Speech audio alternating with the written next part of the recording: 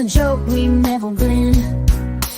Both sides got their masks on tight. Truth's a ghost in the dead of night. Falling in the circus stall. Light for crowd, we've seen it all. And a world that's upside down. A beautiful dumpster fire town. Hey guys, it's Mo. I know we're a little bit behind, but I wanted to cover some of these hearings today and, well, basically be upset at the fact that we aren't doing very much of anything, but I figured this would be something we could watch together if you're not watching the trial or want to stay up to date on what's going on. So let's get to the part where we start actual legal shenanigans. Oh, thank you so much, Squid Pro Quo.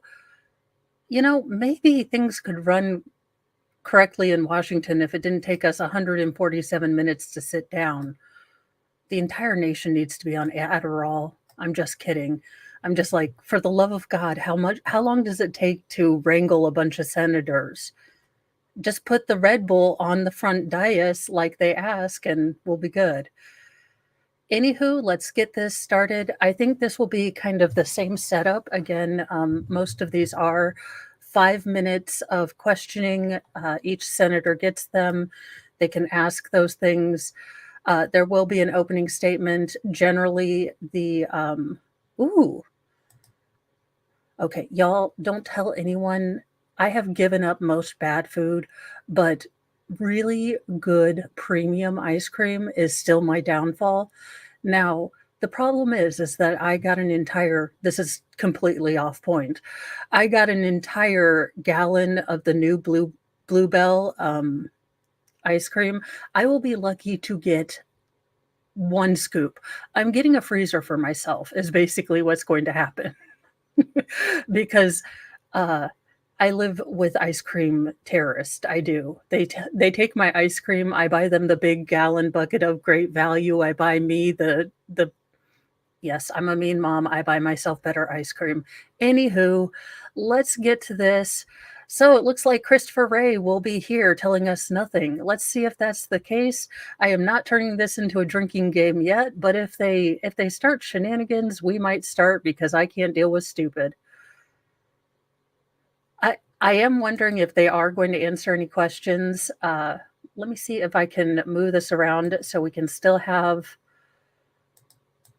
the hearing going, but we can also see comments. All righty. I am getting good at this. Well, better than I was. Let's be honest. Good and better than I was. Oh, no worries, Fraudit Wrangler. I was going to reach out to you today to see what time, and he got a continuance for defamation, not on a misdemeanor. How dare he? You know, everyone says I need a Mo dictionary. We need a dumpster fire dictionary. Thank you for gifting 5 memberships. Those went to Norma Stevens, Marlena Mars, T. Shaw, Bees on Mars, and Diago Sampino. If I have butchered any of your names, I'm very sorry. I am just too Midwestern to function. All right, let's get started with this. I do want to say that this has one of my favorite politicians, Jim Jordan. I think regardless of where you come down on your political divide, I think Jim Jordan is somewhat no nonsense. So expect from him to have at least cogent questions. But let's go ahead and get into this.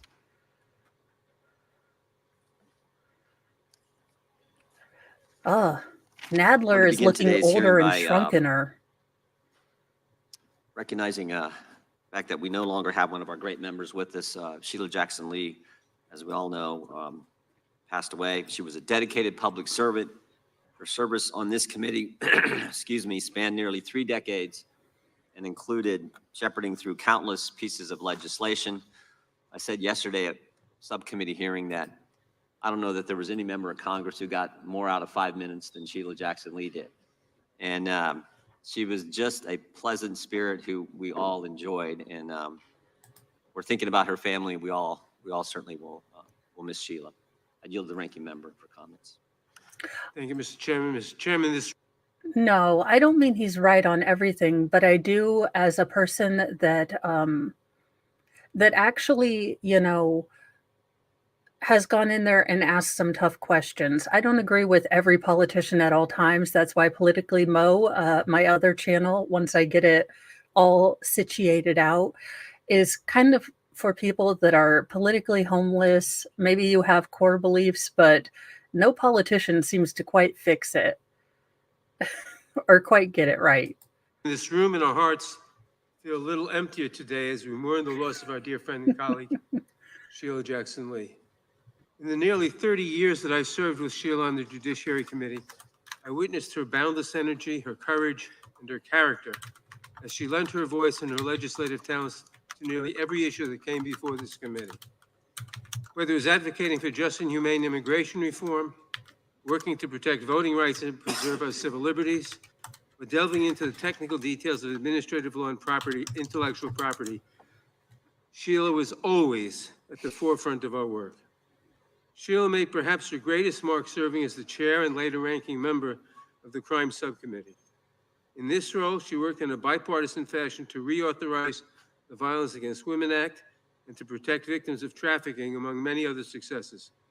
She was also a leader on such issues as sentencing reform, gun safety, police accountability, and racial justice.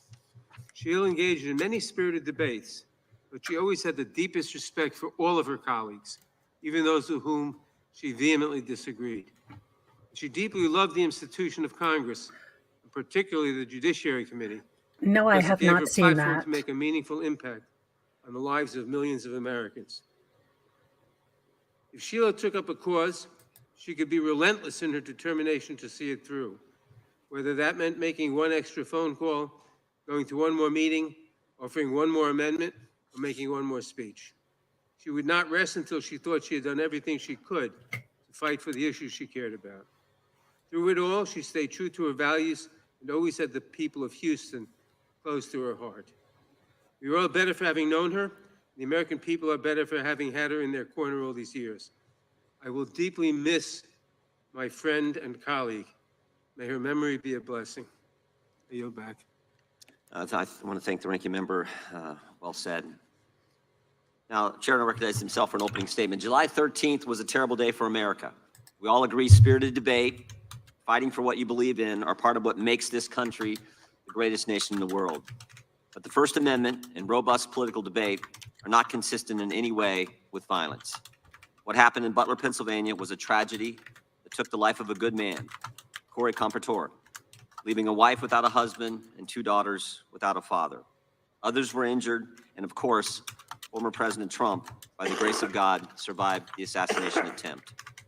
There are a lot of unanswered questions about the security failures that day, questions about decisions made before the rally, questions about actions during the rally, and questions about statements made after the event concluded.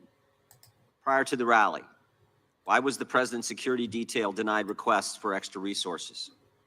Why weren't all the buildings secured? There were a finite number of buildings that needed to be secured. Why wasn't that done? Why was the president allowed to walk out on the stage when there was a suspicious person on the property? During the rally, what exactly happened between 6:09 and 6:14? I don't like the deification of politicians once they've passed away. Let's be honest, John McCain was decidedly uncivil, very disastrous for the Republican Party in Arizona, but we all deified him. I mean, Ted Kennedy, Lake Chappaquidda, anyone? I don't, I don't expect my politicians to be anything other than human, but, I would like them to at least not have left someone to drown in a lake and then be hailed as the lion of the Senate. It's a little weird. It's a little gross. I don't get it. Again, praise them for what they did politically if you think it's great, but the deification, we've now had 3 hearings in which we have had to take, okay, maybe it's more just my personality. I want them to get in there, ask questions, and save all of this political kabuki theater. Because, behind their backs, they were all talking crap about Sheila Jackson Lee, when she didn't vote for their way or anything like that. It is It is ridiculous. It's a waste of time. Not for Sheila Jackson Lee. May she rest in peace. And I hope her family, is reflecting on her life and the people that love her. But Sheila Jackson Lee was a terrible person to work for. We have that leaked phone call. I mean, can we please stop deifying people once they pass away? They're just humans. They have flaws. It's all right. She was a very active congresswoman. Okay. Those critical 5 minutes. We know from briefings from the director and the deputy director at the FBI and other information we've gathered that at 6:09, the shooter was identified on the roof. At 6:10, the counter sniper was notified. Counter sniper teams were notified about the shooter. 6:11, the shooter fired several shots, injuring and killing one person, injuring others. At 6:12, the counter sniper took down the shooter, and at 6:14, President Trump was escorted off the stage by Secret Service agents. We need to know what happened play by play, moment by moment, second by second, the communications that took place, again, during that critical 5 minutes. And then finally, after the rally, why did both the Secret Service and Secretary of Homeland Security, Mayorkas, lie to the American people? July 14th, the day after. I love that we're acting like this is a shock. Like, why did you lie to the American people? I assume that we all kind of operate on this standard thing, like when a woman goes to get her driver's license, and the number on my driver's license is a lie that both the government and I agreed to we contract into agreement that is semi the truth.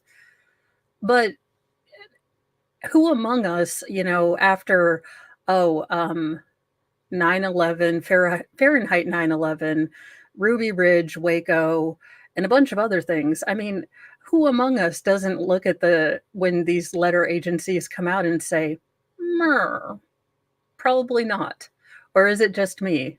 I have been exposed to Dale Gribble too much.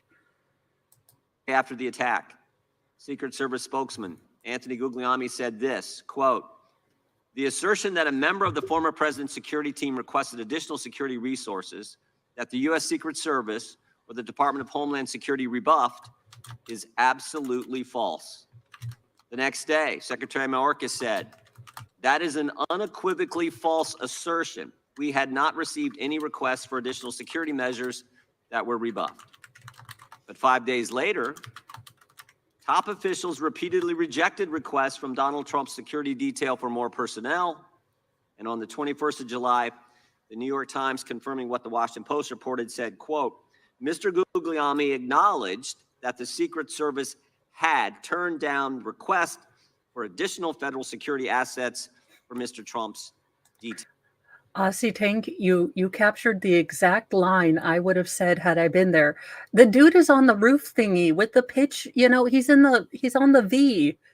Be like, if my arm's the V, he's right here, officer man.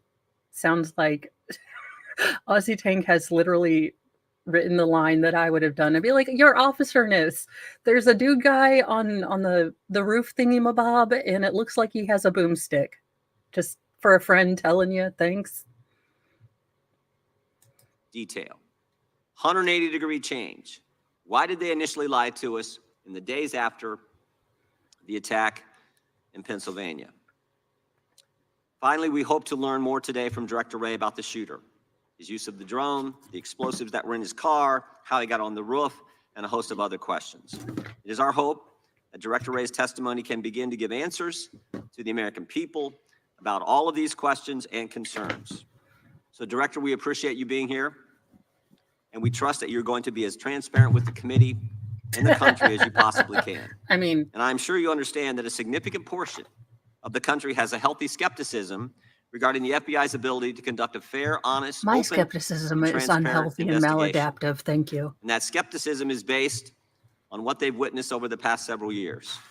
The American people have seen a Biden-Harris Justice Department that can't tell us who planted the pipe bombs on January 6th, that can't tell us who leaked the Dobbs opinion, and that can't tell us who put cocaine at the White House. Biden-Harris Justice Department who raided President Trump's home, Biden-Harris Justice Department who worked with social media companies to censor Americans, Biden-Harris Justice Department who let the country believe that the Hunter Biden laptop was misinformation when they knew at the time it was authentic. And maybe most importantly, a Biden-Harris Justice Department who retaliated against whistleblowers who came to this committee and spoke to us about these issues. Last week, we sent you 12 questions about what occurred on July 13th. We expect you to answer those questions and the others that I've just outlined. And again, we thank you for being here today and appreciate your willingness to answer the questions that the committee is going to have. And with that, I would yield to the ranking member for an opening statement. Thank you, All Mr. right. Chairman. Are we going with boomsticks or Chairman, bad? 2 weeks ago, our country witnessed a shocking assassination attempt on a presidential candidate. Now, I disagree with Donald Trump in almost every policy area imaginable. I am frequently shocked and outraged at the plans he has for our country and the words that come out of his mouth. I have dedicated much of the last 8 years to fighting his agenda. But regardless of my strong feelings about Donald Trump's behavior, I unequivocally and unabashedly condemn with every fiber of my being the attempt against his life. Okay, so why not start with that sentence?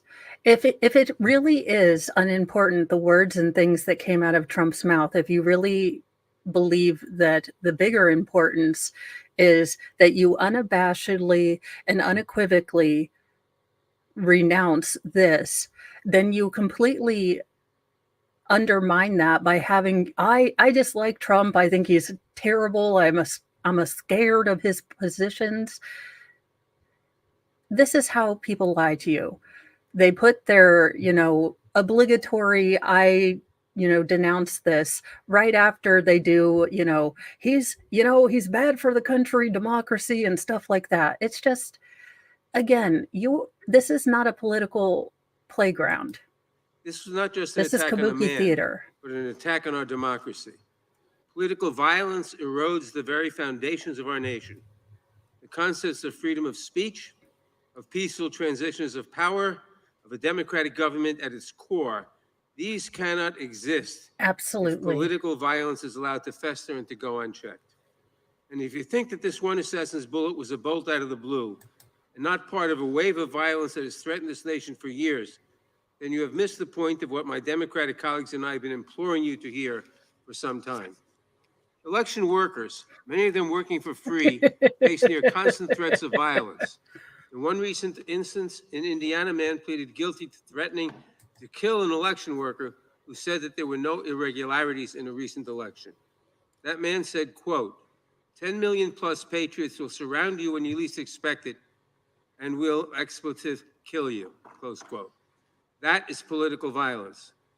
In another instance, Speaker Married Nancy Pelosi's husband was bludgeoned over the head with a hammer by an intruder in his home who had been there to capture Ms. Pelosi and does anyone still have questions as to how a very guarded, San Francisco mansion gets infiltrated with, security, private security, by this whack job with a hammer?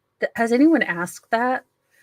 I mean, I understand that it has been deemed politically, motivated, but how did he get in? Why don't we know answers to that? We have all labeled it as, Orange Cheeto Man, bad's fault. But we have not gotten answers on Las Vegas. We haven't gotten answers on, January 2nd stuff. That it's just weird. And possibly, quote, break her kneecaps because of her liberal views. That is political violence. The death threats surging against Vice President Harris, former President Obama and his wife Michelle, and Governor DeSantis, as well as many others, including videos online of individuals. What about Kavanaugh? What about when Sarah Huckabee Sanders was, run out of a restaurant? What about the Covington kids who, just because they were wearing a red hat and getting stalked by Hebrew Israelites, you had that weird guy with the drum? What about the man in Portland who was leaving a Trump rally and got, unalived? I am tired of this. We are here for a reason. This is why I would not work in corporate America unless I was the CEO, because I hate meetings. Meetings are a waste of time because we are talking about things we would like to get done. It's very good. I became an influencer or a YouTuber or whatever I am, because This random polite nonsense would bother the hell out of me every day. Individuals holding guns making assassination threats. That is political violence. The plot to kidnap Governor Gretchen Whitmer and overthrow parts of the state government. That Oh, well, you're talking to the culprit right in front of you. Way to go. You found him, Nadler. Let's get him. Allegedly in Minecraft. We can take him to justice. Dingus is doing great, though he did decide to attack my punch thingy. So I had to re-put that up. I think it offended him being on the wall for some reason. Can we all at least drop the idea that there was a hillbilly Appalachian American, idea to do this to Whitmer? It was an FBI coordinated shenanigans mess. And if you watch the trials, I believe MLS Law or God of Law has those trials. He covered those. It was shenanigans all the way. That is political violence. The brutal, deadly attack 3 years ago against this very building, with rioters breaking through police barriers to run through these halls chanting, "Kill Nancy," and "Hang Mike Pence," and even hanging a noose outside the building. These rioters battering Capitol Police officers and forcing members of Congress and their staffs to go into hiding, squatting in spaces under desks or in closets. That is political violence. This assassination attempt, as horrific as it is, should surprise no one. And you would think a political party that almost lost their presidential candidate through an act of political violence would have something to say about the way their leaders keep talking about the next election. Donald Trump has warned there will be a, quote, bloodbath if he loses. Republican Ohio State. For car manufacturers. There would be a bloodbath for car manufacturers. I believe it was in context of putting a 100% tariff on any Chinese-made electric cars. He was contrasting that with the current administration's lack of tariffs, I think. But it's revised. It's revised history. At a rally for J.D. Vance, that he is, quote, afraid that civil war might be necessary if Republicans lose the November election. President of the right-wing think tank and Project 2025 leader, the Heritage Foundation, Kevin Roberts, said on They're still Bannon's speeching. podcast, quote, "We're in the process of the Second American Revolution, which will remain bloodless if the left allows it to be," close quote.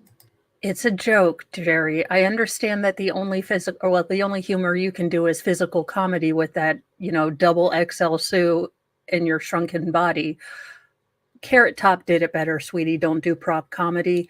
But all of these things are not true, or they're shaded in just a way that they're Snopes level, bogus claims. Republican former Alaska Governor Sarah Palin said in August of last year of Trump's indictments, "Do you want us to be in civil war? Because that's what's going to happen. We're not going to keep putting up with this. We do need to rise up and take our country back," close quote. I could go on, but it's more and more of the same. And I hear nothing from the other side of the aisle in this room about these statements. Do you support a bloodbath if you don't get the election outcome you want? Do you justify violence if the left does not agree with you? And what exactly has preoccupied this Republican majority while their allies threaten violence to their political enemies, real and imagined? We have chased down baseless conspiracy theories designed solely to influence the 2024 election in favor of Donald Trump. We have spent millions of dollars and thousands of hours of staff time in more than 100 transcribed interviews, chasing false accusations against President Biden, supporting an impeachment effort that seemed designed to fail, and hunting for a smoking gun that simply does not exist.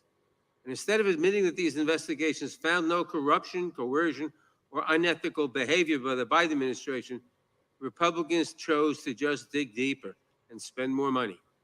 Imagine what could have happened if we had spent these thousands of hours of staff time. Now, and just in case you guys have forgotten in all his bloviating and yammering, we're here to discuss the assassination attempt, not his list of grievances against Orange Cheeto Man. But I think Nadler forgot the point. So just and those millions of taxpayer clarifying for dollars anyone who came in addressing late. even one aspect of the political violence that now threatens our country. Perhaps had this Republican majority lifted a finger to help a nation that is awash in guns, the assassin in Butler would not have had such easy access to the weapon he used to fire on that crowd. Director Wray, your agency is responsible for addressing some of the most serious issues of our time. The Bureau fights gun violence, which claims the lives of 40,000 Americans every year. It protects election security from growing threats from malign foreign actors who are working tirelessly to influence our elections. It protects against domestic terrorists and violent extremists who have been a growing threat in recent years and have carried out horrific mass shootings and deadly events around the country. And so much more. I apologize to you, Director, that instead of supporting you in these missions in the 118th Congress, some of my colleagues have instead hindered your work. Again, what are we here for? Again, this is not Jerry Nadler's grievance conference. Democrats had full control of the House and the Senate for the first 2 years of Biden's presidency. If they wanted things to get done, they could have pushed things through. If they wanted a nationwide abortion clearance for every single person, up to the age of 170 million months, they could have possibly gotten that through. They had a majority. It is beyond infuriating for this administration to feign helplessness when they had majorities in their first 2 years of their administration. And he is sitting here bloviating and apologizing to a man who many people believe should not be in his position, me included. And it's not relevant, and you're wasting my time, which irritates me. Maligned your agents and called to abolish and defund your agency, all for political gain. It is despicable, especially from the party that claims to, quote, back the blue. And I know that you and your many agents and employees have paid the price for these baseless attacks. I know. Are we going to stop our love letter to Mr. Wray? Dear Mr. Wray, I am sorry. We love you. Signed, Democrats and Jerry Nadler. This is gross. This is gross and not the place. You are here to grill the man as to why there was a colossal F up, and you're over here like throwing flowers and apologizing. Clown world, where am I? I know you have faced a barrage of threats, distrust, and vitriol from the public as a result of these wild, politically driven conspiracies. I know it has become even more dangerous and difficult for you to come to work each day. I may not agree with you on everything, but I sincerely thank you and every employee in your agency who continues to protect our country. The FBI is vital to keeping America safe, and I pray that today we can focus on the real, substantive work of the agency. It is the least we owe our country in these times. I yield back. Gentleman yields back. Without objection, all other opening statements will be included in the record. We will now introduce today's witness. The Honorable Christopher Wray has been the director of the FBI since 2017. He previously served as the Assistant Attorney General for the Criminal Division of the Department of Justice, the Principal Associate Deputy Attorney General, and Associate Deputy Attorney General. In the year 2024, the word conspiracy means we'll find out it was true 2 weeks later, and this is why it's okay that it's true. And as Assistant U.S. Attorney for the Northern District of Georgia. Again, Director Wray, you've been here many times. We appreciate you being here today. Look forward to your testimony and answering our questions. We will begin by swearing you in. Would you please rise and raise your right hand? Do you swear or affirm under penalty of perjury that the testimony you're about to give is true and correct to the best of your knowledge, information, and belief, so help you God? Let the record let the record reflect that the witness has answered in the affirmative. Thank you, and please be seated. We have votes coming in about 10 minutes, but we definitely want to get through your opening statement as far as we can, and this is going to be an interesting day on Capitol Hill with the Prime Minister of Israel here as well. So, Director Wray, you're recognized for your opening statement. Good morning, Chairman Jordan, Ranking Member Nadler, members of the committee. I want to begin by offering my condolences on the passing of Representative Jackson Lee, who served the people of Texas in this body and on this committee for so long. Thank you all for your support of our efforts to protect the American people and uphold the Constitution. I am proud to be here today representing the 38,000 special agents, intelligence analysts, and professional staff who make up the FBI, men and women who every day work relentlessly to counter the most complex threat environment I've seen in my tenure as FBI director, maybe in my entire career in law enforcement. Before I go any further, I also want to acknowledge and offer my deepest condolences to the victims of the horrific assassination attempt in Butler County. To the friends and family of Corey Comparator, who by all accounts lost his life protecting others from danger. To the other victims, 2 of whom were critically wounded. And of course, to President Trump, former President Trump and his family. As I've said from the beginning, the attempted assassination of the former president was an attack on our democracy and our democratic process, and we will not and do not tolerate political violence of any kind, especially a despicable account of this magnitude. And I want to assure you and the American people that the men and women of the FBI will continue to work tirelessly to get to the bottom of what happened. We are bringing all the resources of the FBI to bear, both criminal and national security. Now, there's a whole lot of work underway and still a lot of work to do, and our understanding of what happened and why will continue to evolve, but we're going to leave no stone unturned. The shooter may be deceased, but the FBI's investigation is very much ongoing. To that point, I also want to acknowledge that I recognize both the congressional and the public interest in this case and the importance of this investigation to the American people. And I understand there are a lot of open questions. So while the investigation is very much ongoing and our assessments All right, of I've the got my shooter and his tinfoil actions 10-gallon continue hat to so I can evolve, deal with BS. my hope here today is to do my best to provide you with all the information I can, given where we are at this point. I have been saying for some time now that we are living in an elevated threat environment. And tragically, the Butler County assassination attempt is another example, a particularly heinous and very public one, of what I've been talking about. But it also reinforces our need at the FBI and our ongoing commitment to stay focused on the threats, on the mission, and on the people we do the work with and the people we do the work for. Every day, all across this country and indeed around the world, the men and women of the FBI are doing just that, working around the clock to counter the threats we face. Just in the last year, for example, in California, the FBI and our partners targeted an organized crime syndicate responsible for trafficking fentanyl, meth, and cocaine all across North America. Okay. We I don't want to hear about the stuff you might could have did right, because you are also looking at parents who bought Bibles and went to, school meetings. Can we just stay on topic? Also, my hat of tinfoil and truth must judge your statements. And right now it's saying BS.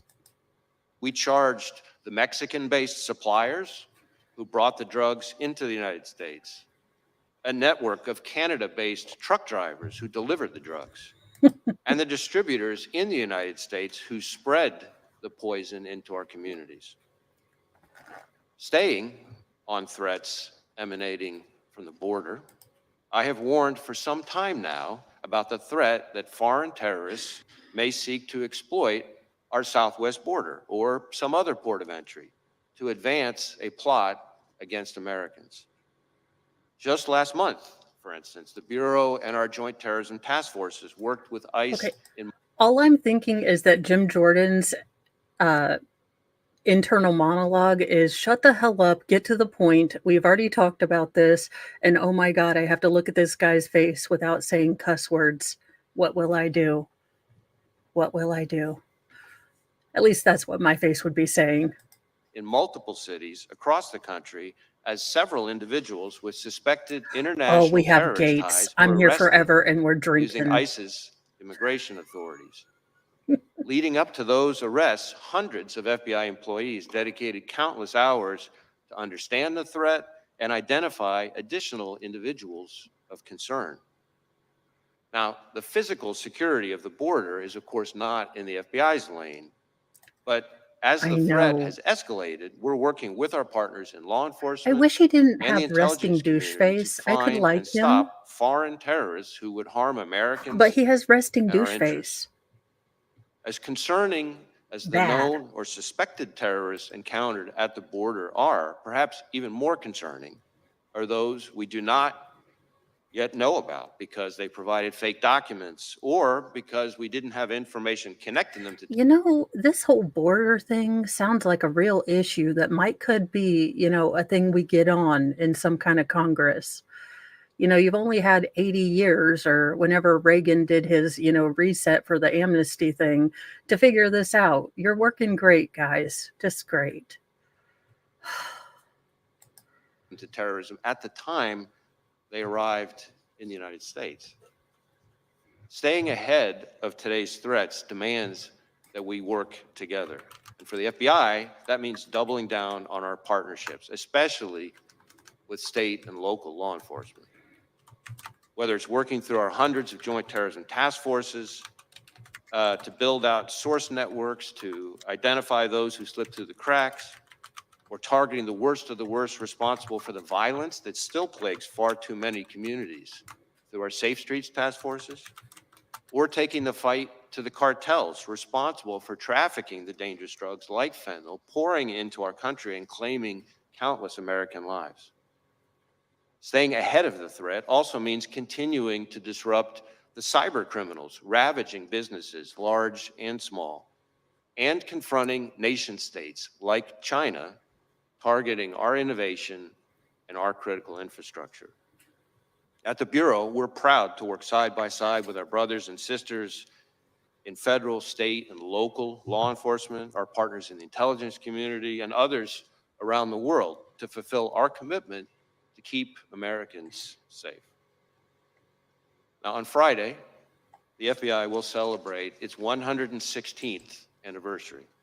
116 years of protection. Okay, he has been well, as useful as tits on a bull for about 15 minutes, and he has mentioned the assassination attempt, I think, 3 times, if my notes are correct.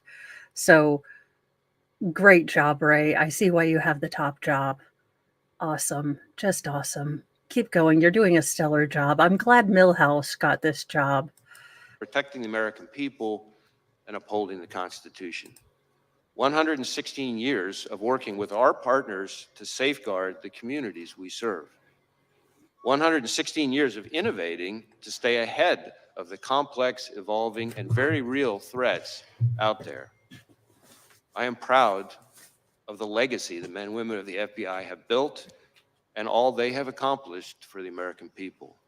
So, if I may, as we approach this week's anniversary, I would just like to say to all those who are part of the FBI family, from our current employees to our formers and to our partners across law enforcement and the intelligence community, thank you. Thank you for dedicating your lives to this country and to its people. It is both humbling and an honor to serve alongside you, and I look forward to the work we're going to continue to do together. And with that, thank you again for having me, and I look forward. Well, I certainly hope he wins Thank you, Miss Director Ray. Excuse Congeniality. me. We'll now proceed under the 5-minute rule. The gentleman from North Carolina is recognized for 5 minutes. Thank you, Mr. Chairman. Director Ray, I'm way down here. I appreciate the chairman giving me this because I've got to leave. But let me ask this question.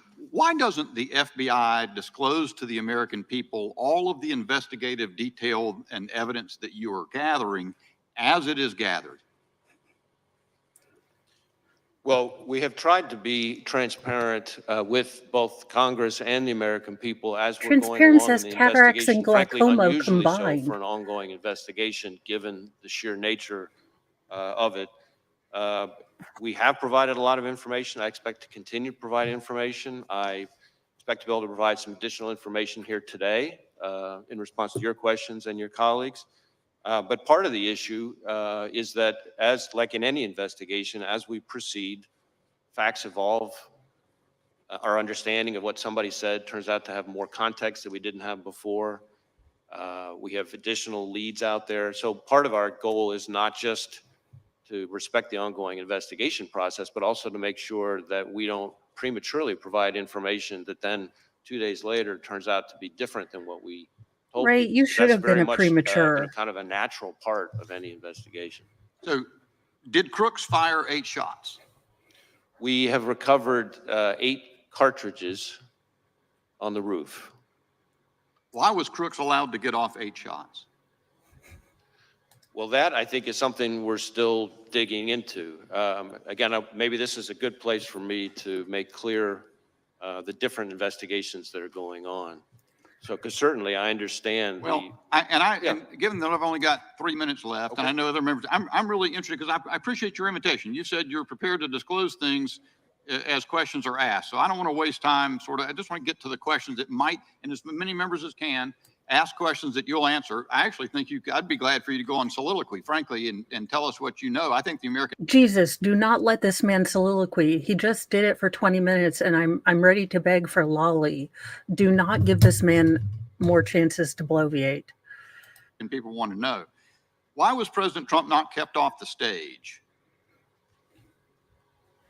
we don't know the answer to that, but I want to be clear, and this is important because I think it goes to questions that I can and cannot answer. Our investigation, the FBI's mandate, is focused on the shooter and all things related to his attack. Now, obviously, I understand very much the intense interest and focus on the Secret As your unofficial and unlicensed body language analysis person, the tad of truth and tinfoil is telling me that Mr. Bishop believes that Mr. Ray is coming up with a concoction of bullshit that might put him in a coma because of the stupidity.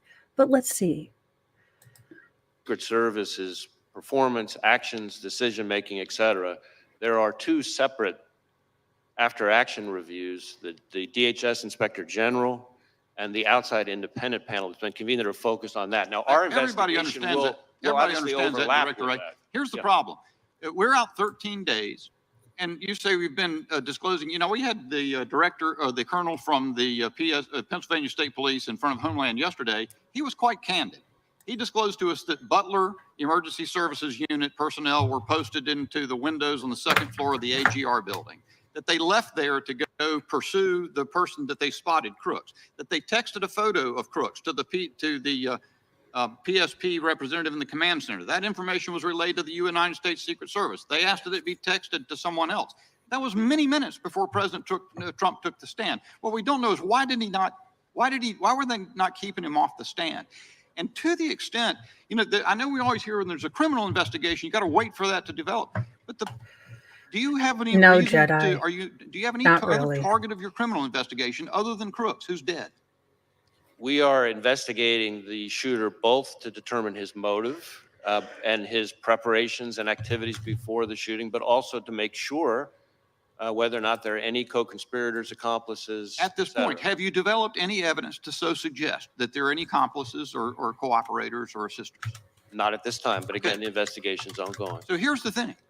While we wait, maybe for months, and I hate to say this, I'm not trying to take a pot shot, but the country went for years with the understanding that the Hunter Biden laptop was Russian disinformation as offered by respected former intel officials. And the whole time the FBI had the laptop and then let that happen in public until finally offering testimony in a case. To the degree we wait to hear as a country and as a Congress what has happened in this event, because the FBI is conducting an investigation, it provides quarter for the U.S. Secret Service not perhaps to reckon with the problems that are obvious to everyone. So let's get a couple in while I've got 13 more seconds. One more question, perhaps. Senator Grassley says that the records of the day show that there was a counter unmanned aerial surveillance operator on site. Was there? And why did that person not prevent Crooks from being able to use a drone? So again, questions about the Secret Service's performance are better directed to those other reviews. What I can tell you when it comes to drones is that Crooks himself had a drone, and I'm prepared to answer questions here today about the shooter and his use of the drone, for example. My time's expired. Gentleman yields back to ranking members recognized for 5 minutes. Thank you, Mr. Chairman. As I said in my opening statement, political violence is a scourge and entirely unacceptable, no matter the source or the target. Last October, far-right conspiracy theorists broke into Okay. Nancy Pelosi. Does anyone know how I can put a timer on my screen for when they start their speechifying and then they get to their questionifying? Because I think we're figuring out why nothing the hell gets done, because they have 5 minutes and the last couple have just used them for speechifying. For the love of God. And Nadler, get a smaller suit, sweetie. I know the tie is too big, the suit is too big. You look more shrunken than normal. Pelosi's home and bludgeoned her husband. Prominent Republicans mocked the attack and promoted conspiracy theories about it. Last August, an armed Utah man who threatened to kill President Biden was killed as FBI agents attempted to serve a warrant on him hours before President Biden landed in his state. Some on the right claimed that the man was simply a, quote, Second Amendment enthusiast. In recent weeks and months, those on the right have repeatedly called for, quote, civil war, with an Ohio state senator saying that if Republicans lose the election, quote, Oh no, it's they're going to going take after a civil Tim war to Pool. save the country, and it will be saved. The president of the Heritage Foundation likewise said that, quote, we are in the process of the Second American Revolution, which will remain bloodless if the left allows it to be, close quote. Director Wray, it's obviously important that we respect First Amendment protections, but there is clearly a point at which some violent rhetoric crosses over into threats of violence or leads to actual violence. Oh my Jesus in heaven. Is this man going to try to convict Trump on violent rhetoric during his assassination attempt hearing? He's like, Director Wray, Mr. Nadler, you are Randall from Recess. 90s kids will get that. But are you seriously trying to imply that Trump brought this upon himself? And you should probably, maybe, I don't know, do a special counsel or something because of his words? Sir, you are ridiculous. Could you describe how the FBI looks at this relationship between rhetoric and action and what you are seeing around the country? So I appreciate the question, and this is an issue that I've been talking about for some time.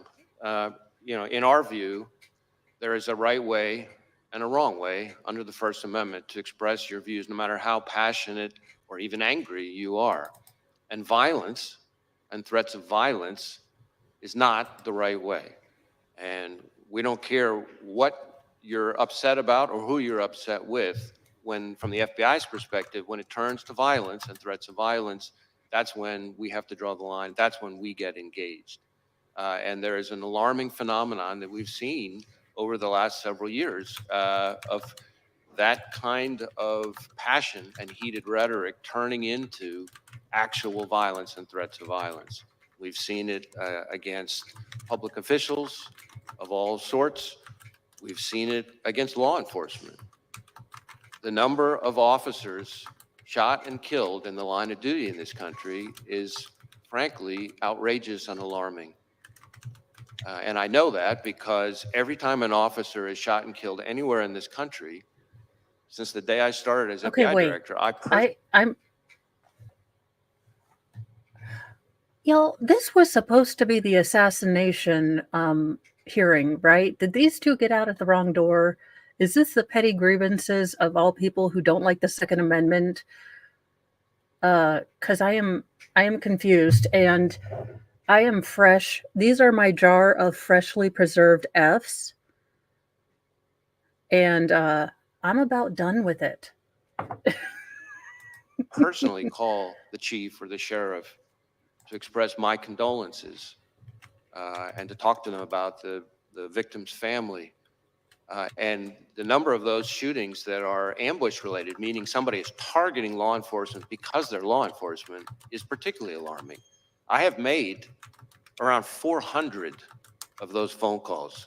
It's almost every 5 days that a law enforcement officer is killed in the line of duty. And that is an example of the kind of ways in which passions and heated rhetoric can bubble over into violence. Thank you.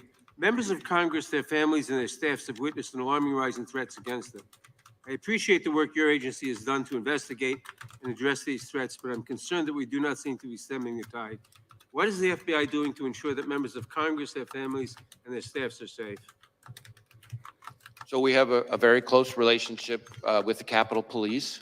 And we have members of the Capitol Police, for example, who are on some of our task forces.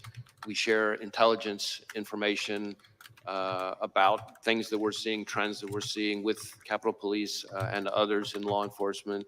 Obviously, if we have specific information about an effort to target a member of Congress, then we're getting with Capitol Police in a much more specific way.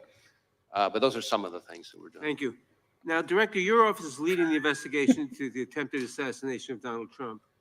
Republicans in Congress. Okay, so I did it kind of sloppy this time, but that was about, according to me, 2 minutes and 30 seconds of random BS. And now we're going to get to some questions.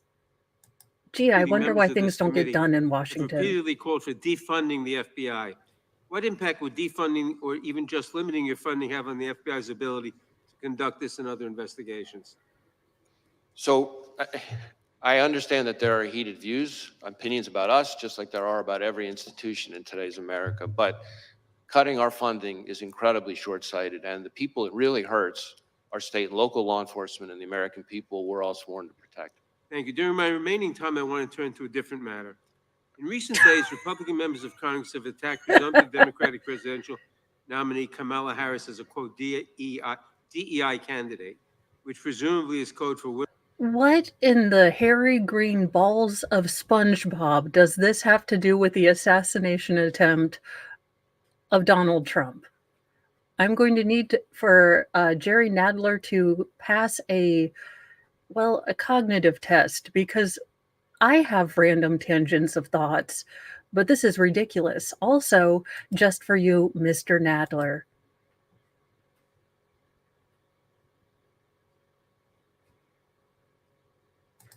He seriously went full tangent engaged mode during an assassination attempt stream or hearing. I For women can't. and person of color. It's not a new theme for them. In May, Chairman Jordan wrote to you claiming that because of DEI initiatives, the FBI is no longer hiring, quote, the best and brightest candidates to fill the position of special agent. With my remaining time, Director Ray, can you please answer the following questions? Is it true that hiring women and people of color means that FBI is no longer hiring the best and the brightest to serve as law enforcement officers? Is there any evidence that women and people of color are less effective in law enforcement roles? And what message does it send to prospective applicants when their leaders demean them and make judgments about them based solely on the race or gender? Witness may respond. So any notion that we have lowered our standards, our hiring standards, is just not accurate. In fact, our standards are as competitive and selective as ever.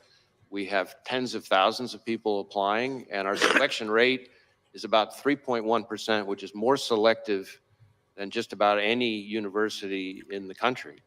And most of our applicants, I think something like 50% of them are coming from military or law enforcement backgrounds. About 50% of them also have advanced degrees. The average age is around 31, which means they're bringing a wealth of personal and professional experience when they arrive. And to suggest that those people, because of efforts related to diversity or anything like that, are less qualified. Okay, so maybe I am confused. Maybe Mr. Nadler is confused. But WTF? Let's make a Venn diagram, shall we? All right. So this is the Trump assassination hearing. This is what Nadler is talking about. And there is no overlap here. None whatsoever. It's not even a Venn diagram. It's two circles that are far apart. I mean, what in the actual hell are you talking about, Nadler? This is not a we respect diversity and don't make fun of Kamala Harris because she allegedly may have gotten with Montel Williams and Willie Brown to, enhance her career while she assisted them allegedly in Minecraft. Don't come after me, Miss Harris. I have actually listened to Tupac. Anywho, just seeing if everyone else was seeing what I was seeing, which is they are way off topic. And holy God, let's hope the next one stays on Qualified, topic. frankly, is not at all consistent with what I see, having visited all of our field offices and seen these young people in action. I think is an insult to those hardworking men and women who've signed up to dedicate their lives for this country. Thank you, Director. I yield back. Gentleman yields back. Director, let me go back to where Mr. Bishop was. Tell me about the drone. You act like you wanted to fill us in on that. Fill us in. So we have recovered a drone that the shooter appears to have used. It's being exploited and analyzed by the FBI lab. The drone was recovered in his vehicle. So at the time of the shooting, the drone was in his vehicle with the controller. In addition, our investigation has uncovered. Do you know what time of day he flew it, and if he flew it on the day of the shot? Yeah. Oh, I'm sorry. So, Go ahead. Go ahead. So in addition, it appears that around 3:50 p.m., 4 o'clock in that window on the day of the shooting, that the shooter was flying the drone around I will do better. The area 2 for hours. about 11 minutes. I want to be clear, but when I say the area, not over the I'm thinking if I stage continue to and do that part of hearings, the I'll area just itself, bring my but big I would say about whiteboard 200 yards, give or and take, have away another camera from that. facing it. We think, but we do not know. So again, this is one of these things that's qualified because of our ongoing review, that he was live streaming, viewing the footage from that, again, about 11 minutes in around the 3:50, 4 o'clock p.m. range. 2 hours before, he's flying a drone in the vicinity of the Yeah, route. about 200 yards away, yes. 200 yards. Okay.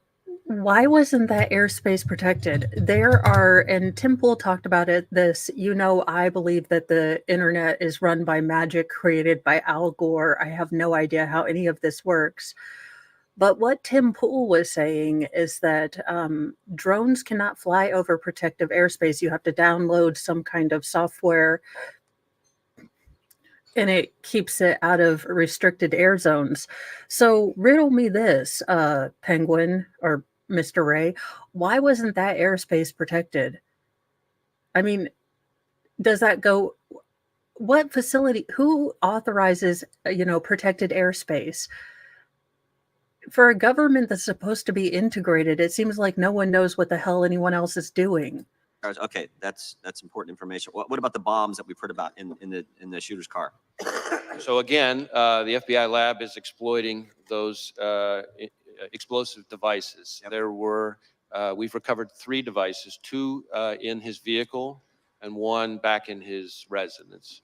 Are these what you would call, or your experts would call, sophisticated? So with Operation Dragnet or whatever, or the Patriot Act, they basically have access to everything we're reading and looking at. Are you telling me that since the alleged person, shooter, didn't have a social media, have you been able to see what his searches are? I mean, I'm guessing that you would have to, I don't know, look up how to make Go Boom devices. He didn't seem like he was, a chemistrologist, if you will. So are you either telling me that he went down to his local library and bought the anarchist cookbook and figured out how to do this, or, Ted Kaczynski's how-to guide, or what, did he have help? Because these are the questions. Why can't we get normal people in there to ask questions? We would ask good questions. Sophisticated operations, or this, I don't know.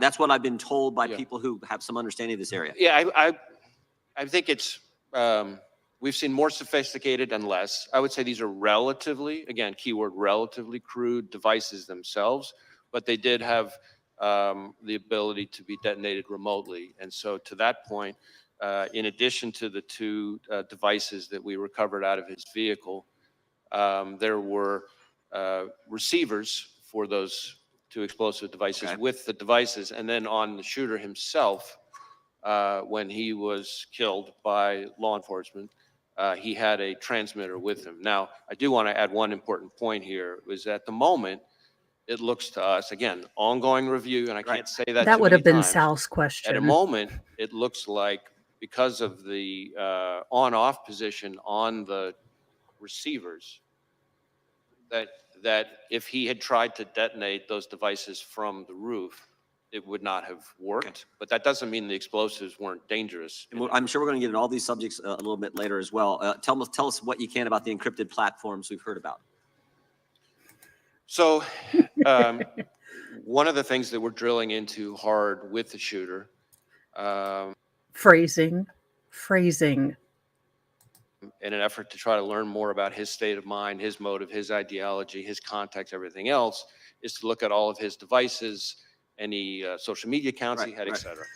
And one of the things we've learned in finally getting into his phone, which was also a significant technical challenge. Sal, you know it was furry tentacle. Let's be honest. We know the answer to it. Furry tentacle feet. The mixing and weird amalgamation of all of them. The weirdest thing. Or possibly peanut butter jars. I don't know. Challenge from an encryption perspective. But in addition, once we got on the phone, it turned out he was using some encrypted messaging application. And again, the same question relative to the bombs. Was this pretty sophisticated, or is this is the kind of the norm you see with folks like, similar situation? How would you describe on this subject, I would say this has unfortunately now become very commonplace, and it's a real challenge for not just the FBI, but state and local law enforcement all over the Tell state. me exactly the scope of, does the scope of your investigation include what I call that critical 5 minutes from when the 6:09, when this is based, I think, on information you've given to Congress, 6:09 when the shooter's identified on the roof, and 6:14 when President Trump is ultimately escorted off, and all that happens, the shots that take place in between there. Do you have access to the communications that were going on at the time in that critical 5 minutes? So our investigation, when you say scope, our investigation includes that time frame, although focused again on the shooter himself. I understand. And his, The now, shooter's as involved part in of that. He's obviously involved in Thank that time you. frame. It is Correct. the And hat as of part of truth in that, tinfoil. part of It's our focus, our silver and investigation sparkly, of the but it's shooter not. and It doesn't the translate attack, as well. of course, we are interviewing law enforcement from the scene because those are some of the most significant witnesses, and we're obviously getting access to their materials and that kind of thing. And the Secret You're Service getting has been access fully to cooperative. you have access to the communications that exist there. That exact question, I don't, as I sit here at the moment, I don't know the exact answer to that question, but I know that Secret Service has been cooperative. Good with us. afternoon, Amy's Congress would Positive like access Pathways. to those communications as well. I mean, not just that 5 minutes, although I think that's the critical time frame. There's lots of communications we'd love to have access as well. I see my time is up, and they have called votes on the floor. I think there are about 6 minutes left in votes, so committee Damn will it. stand in recess until approximately 10 minutes after votes conclude on the House floor. Oh, I guess they just skipped right forward.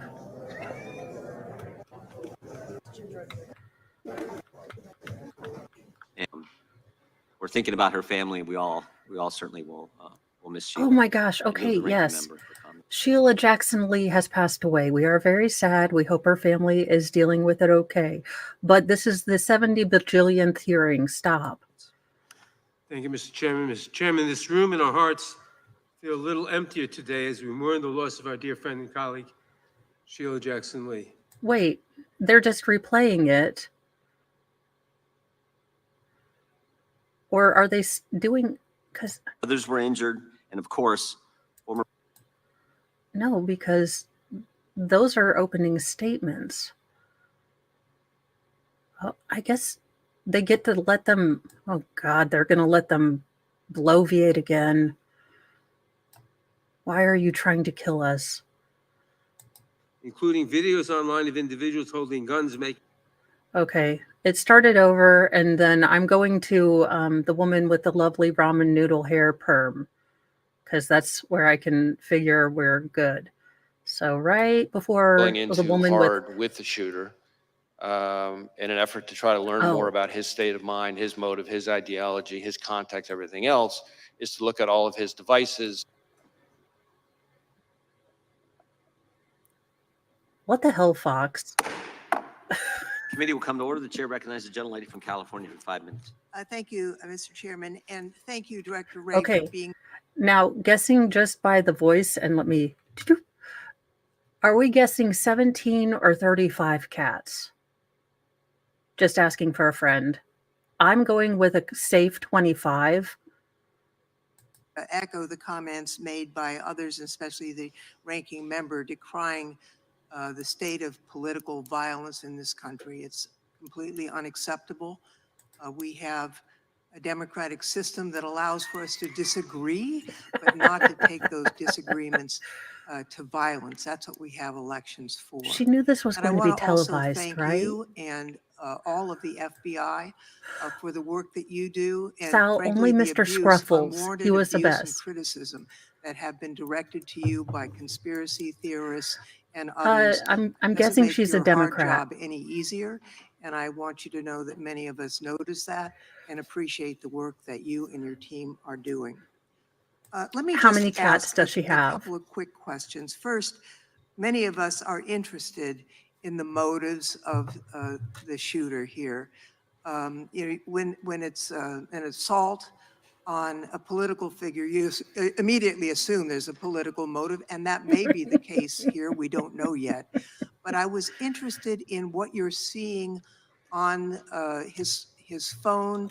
The press has reported that he had pictures not only of Mr. Trump, but of Mr. Biden and various other members, political figures. Can you discern, was there, an element of, mainly Republicans, maybe Democrats? Was it all over the board? Can you enlighten us about that? Well, this is a place where it's particularly important for me to reiterate the caveat that I've included before, because in this instance in particular, we have a lot of legal process out for additional accounts and things like that that the shooter is associated with. So we're hoping to learn more, and we're still exploiting a number of the digital devices. Correct. I think it's fair to say that we do not yet have a clear picture of his motive. And I think it's important for me to explain, because I understand, of course, why everybody wants to know the answers to those questions. Often in an investigation, from interviewing people that the subject was in close contact with, looking at the individual's social media accounts, messages, often things, physical evidence in the person's residence. You might see a manifesto, things like that. We're not seeing that yet, but we are digging in hard, because this is one of the central questions for us. Okay, so you're telling me that 4chan could find a flag and make Shia LaBeouf Shiite Catholic in like 4.5 hours every time that he would move the flag, just based on, I don't know, chemtrails and, again, magical Al Gore computer magic. You are the FBI. Are you telling me that you don't have people that can dig into things? He was probably, you were probably watching him, or he was on a list, or, generally what happens after one of these things is, well, we had him under observation. He was worrying to us. I mean, again, it doesn't seem. I love watching these, but they infuriate me because you get no answers. What I can say is that the shooter appears to have Which done is a why lot of when searches of public president, figures in general, but so far we're 4chan seeing is in kind of the news with the articles and things alphabet like that. And so agencies. the images that have been reported about, really what we're talking about there are when you do a news search of I an see. article, I the see. image appears in the cache, as opposed to like a search for that For that specific specific individual. But again, I really want to be clear that that's a place that we're doing a lot of work right now, and so more to come on that. Well, I thank you for that clarification.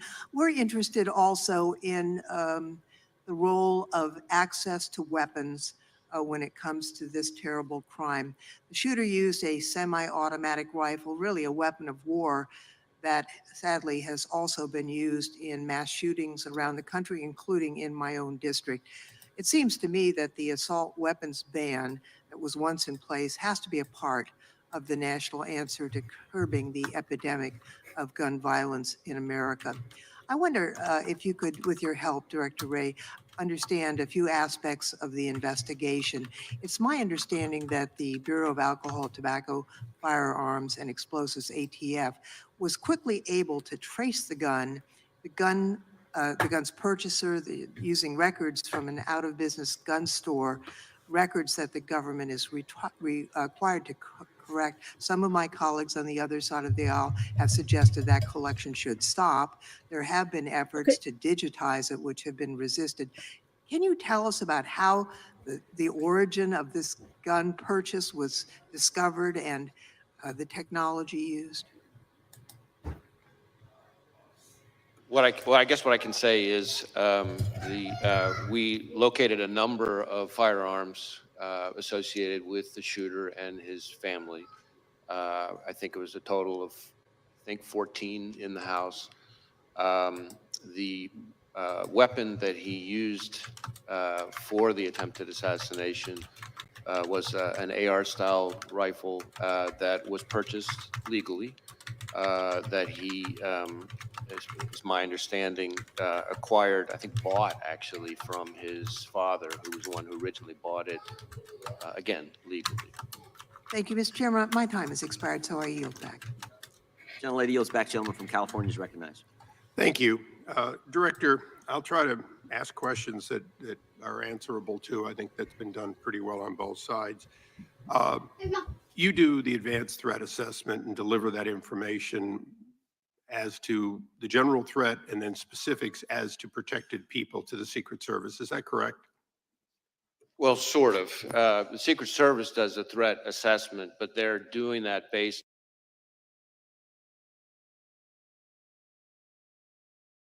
If that beard is not like airbrushed on, I don't know what's going on here.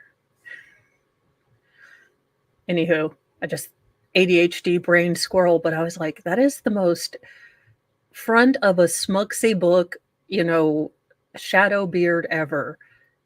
Anywho, let's get back to the real. Based on intelligence that they receive from a number of sources, including, of course, the FBI. So we share. They're twins. Whenever we have threat information related to a particular individual or protectee, and we share it with the Secret Service at a number of levels.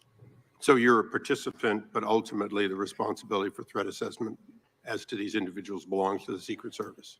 Well, again, the threat assessment for the individual belongs to the Secret Service, but we are an important part of that because we share threat information. If we have any, they get threat information from a variety of sources. So, and you get them from that same variety of sources. They've got no sources that are excluded from the FBI, do they? Well, I don't know. I'm not aware of any that are excluded from the FBI, but they may receive information that comes directly to them that didn't come to us. Sure. Okay. Director, do you believe that former President Trump was a high-risk threat under your assessment? Well, I believe that former President Trump, really, frankly, like any president or former president, is a very high-profile figure and attracts a lot of, unfortunately, the kind of threats we've been talking about. It's fair to say, not on a scale of 1 to a million with little nuances, but on a scale of 1 to 10, President Trump's risk was very similar to a current president, very similar to, because he was the presumptive nominee and leading in the polls and so on, that he was a high risk by any standard. Is that correct? Certainly, there's a reason why he has so much protection around him. Okay. Robert F. Kennedy Jr., the son of assassinated senator and the nephew of an assassinated president, would you say he was also, as a presidential candidate, at significant risk? Again, I think any presidential candidate raises some level of risk. It might vary from candidate to No, but it's clearly a risk. Okay. In a nutshell, the day before this attack, President Trump was documented not to have gotten on multiple occasions from the Secret Service what they asked for. The day after, it looks like they're getting more. The day before, RFK had been denied by the president multiple times, Secret Service protection. The day after, he now has it.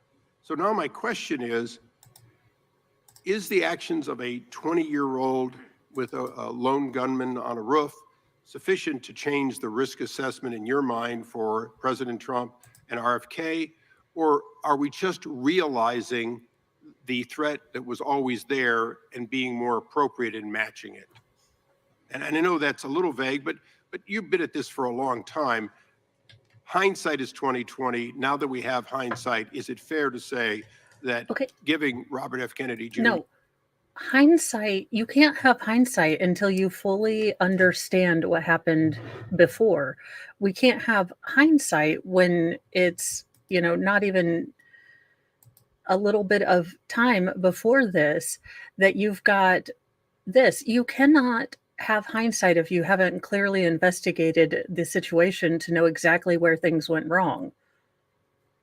I mean, Jr. I thought security, upping the security, including drones, overhead support for the president, former president. These are all things that in hindsight should have been done the day before. Well, let me try to answer your question this way. Of course, as I said, the assessments of the level of security to be provided. he looks like a very depressed poet. I feel like he's going to cry at any moment. Audio coffee. It makes me, in the words of someone from the UK, I want to give him a cuddle. Just say, it'll be okay, sweetie. I know you have to sit behind these douches, but you've got a nice beard and people in my chat think you're hot. So take that to heart. Provided to individual protectees. No, I understand it's a Is Secret there- Service yeah, but decision. what I would say to you is that, and I've been saying for quite some time, including in front of committees of this Congress, that we are in an elevated threat environment, and we have been for some time. And that comes from a variety of quarters. It is quite frankly a dangerous time to be a prominent public Well, official. and in regards to that, the other side has spent a lot of time talking about what people on the right have said. But there was an attempted assassination on a Supreme Court justice. We have had the highest ranking senator on the other side of this body saying that there were actions, that they were accountable. We have had multiple members of Congress in both the House and the Senate berating the character of members of the Supreme Court as a result of their decisions made, both, sometimes 6-3, sometimes unanimous, whatever. Gonna try to get a couple hours Are those in. comments, not any one of them, but are those comments and the generation of that sort of, oh, this guy's bad for democracy, this Supreme Court justice is a threat to democracy, is that the kind of thing that raises the threat level? And would you caution against that? Well, I do believe that we've seen an increase in threats of violence, which again, that's the FBI's lane, not rhetoric, no matter how despicable or heated it is, but violence and threats of violence. We have seen an uptick in threats towards judges, among other prominent public officials, including, as you say, a case that we helped investigate involving a threat to a sitting Supreme Court justice. An attempt. An attempt. Yeah, thank Correct. you. Right. And I think it's a reflection of a broader phenomenon that we are seeing in this country where people, again, very passionate, I respect that, very angry, I respect that. But there's a right way and a wrong way to express yourself when you're angry. And violence and threats of violence just can't be it. And that's where we fit in. It's not my role as FBI director to call out particular people's rhetoric. There's a place for that, but that's not my role as FBI director. But when it turns to violence and threats of violence, that has to be treated as unacceptable, and that's the way we look at it. Thank you, Mr. Chairman. I yield back. Director, when did the FBI learn that Iran was threatening President Trump's life?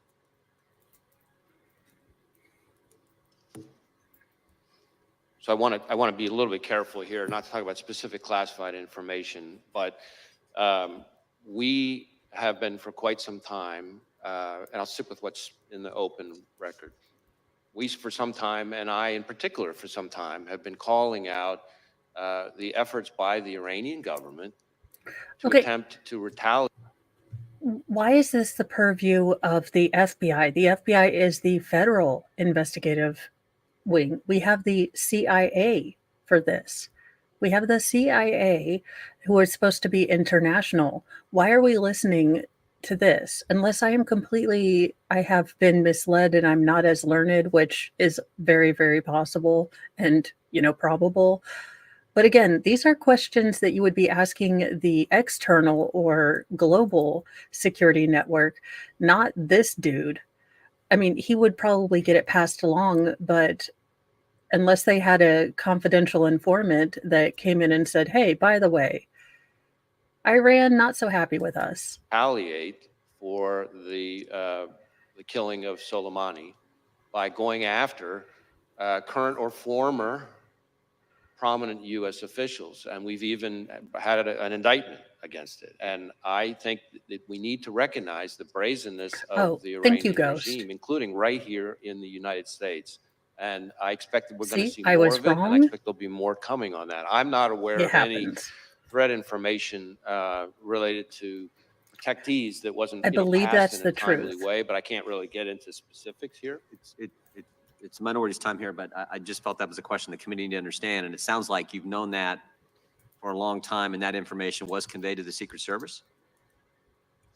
Any information related to threats against the former president, which again, as we've sort of talked about, is happens all too Feeling often, good. is something that we have a whole process we Waiting routinely for share my with daily Secret Service supply at a of number of levels in a cheesecake, but timely way, and to my knowledge, that has consistently been followed.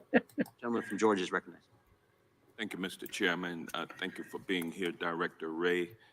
Director oh my Ray, God, oh my God, you guys, let me look this up real quick, but I believe that this is the senator that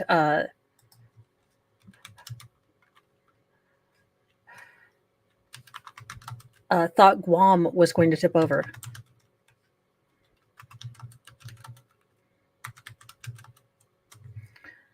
Oh, yes, yes, this would be the Georgia congressman. We are going to switch gears for just 1 second because I want to show you guys this this clip of him. So let me stop sharing this one.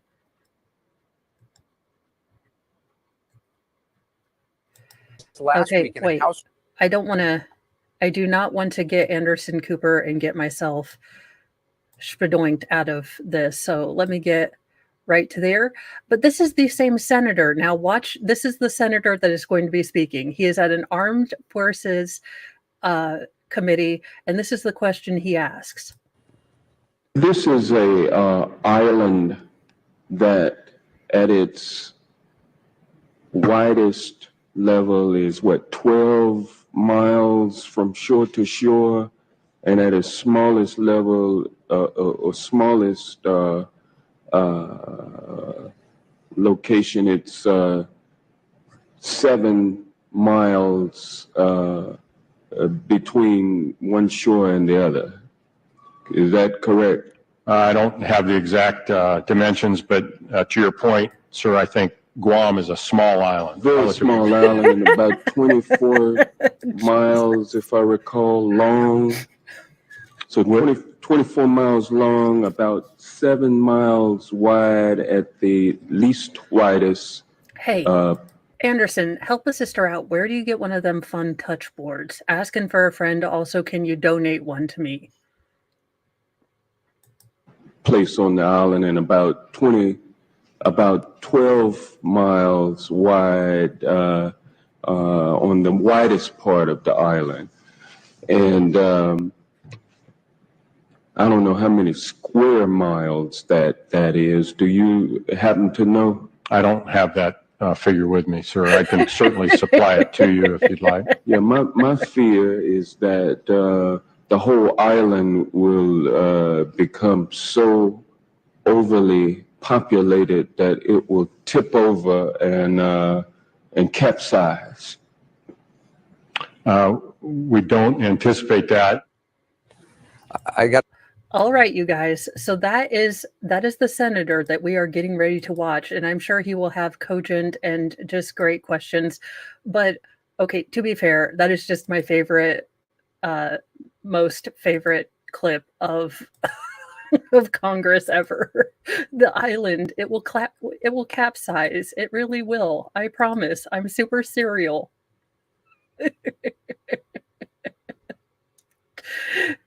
Okay, anywho, let's see. I'm sure he's going to ask, please ask about Guam. Please ask about Guam. My favorite senator, Mr. Johnson from Georgia. Is the independent law enforcement agency under the Department of Justice. Is that correct? Yes. And does the FBI director currently report to anyone? Well, you mean in a chain of command reporting structure kind of Yes. thing? Yeah, so the FBI is part of the Justice Department. On the org chart, you would see that the FBI director, and this has been true for decades, reports to the Deputy Attorney General, who reports to the Attorney General. Obviously, reports in a communication sense, I report to any number of people. As opposed to a micromanagement reporting system. Correct.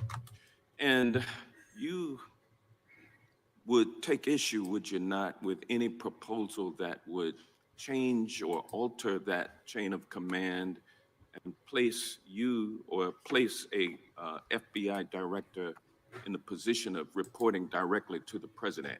Would you not? You would oppose that? I don't think that would be a wise reporting structure. I think the structure that we've had for decades now makes sense.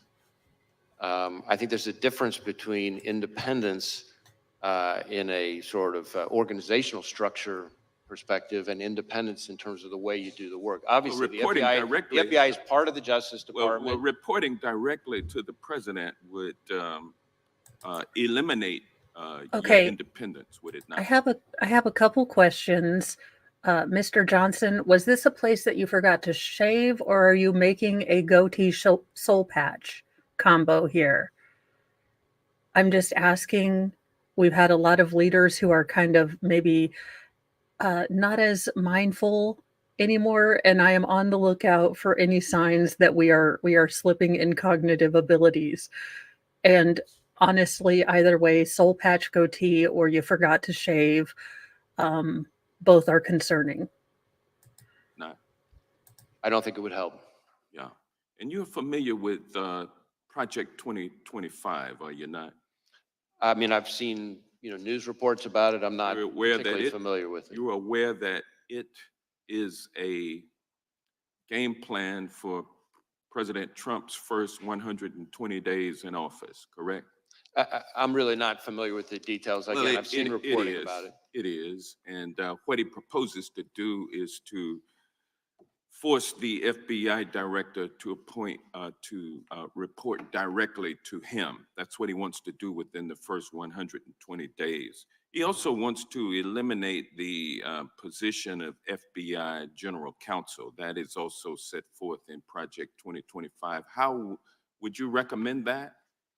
I think the FBI's Office of General Counsel serves an incredibly important role, including in terms of advising our workforce. We have 38,000 people. How many times has President Trump said he has no idea what Project 2025 is? And for those of you who are Trump skeptics, who don't like Trump, do you imagine that Trump read the entire 2025 conservative manifesto? Do you think that he's read an entire book? I mean, you guys think that he's got the brain power of, well, a potato. So how can you hold these simultaneous, beliefs that he is both too dumb to turn on a microwave, but read an entire manifesto and is going to implement it? So, I am confused. Please make it make sense. Dingus is on my lap as an emotional support animal. An organization like ours, an independent law enforcement agency like ours that doesn't have its own general counsel's office doesn't make sense to me. Well, it would seem like any proposal that would force the director to report to the president, and then there would be no legal counsel for the director of the FBI. That seems like it's an attempt to neuter the FBI and render it accountable only to the president. Isn't that correct? Well, let me put it this way. I recognize that the FBI director, this FBI director and every FBI director before me serves at the pleasure of the president. And that's part of our system. I was appointed. I need a t-shirt with that on it. Neuter the FBI. I think defund has become ubiquitous. We need neuter the FBI, geld the FBI.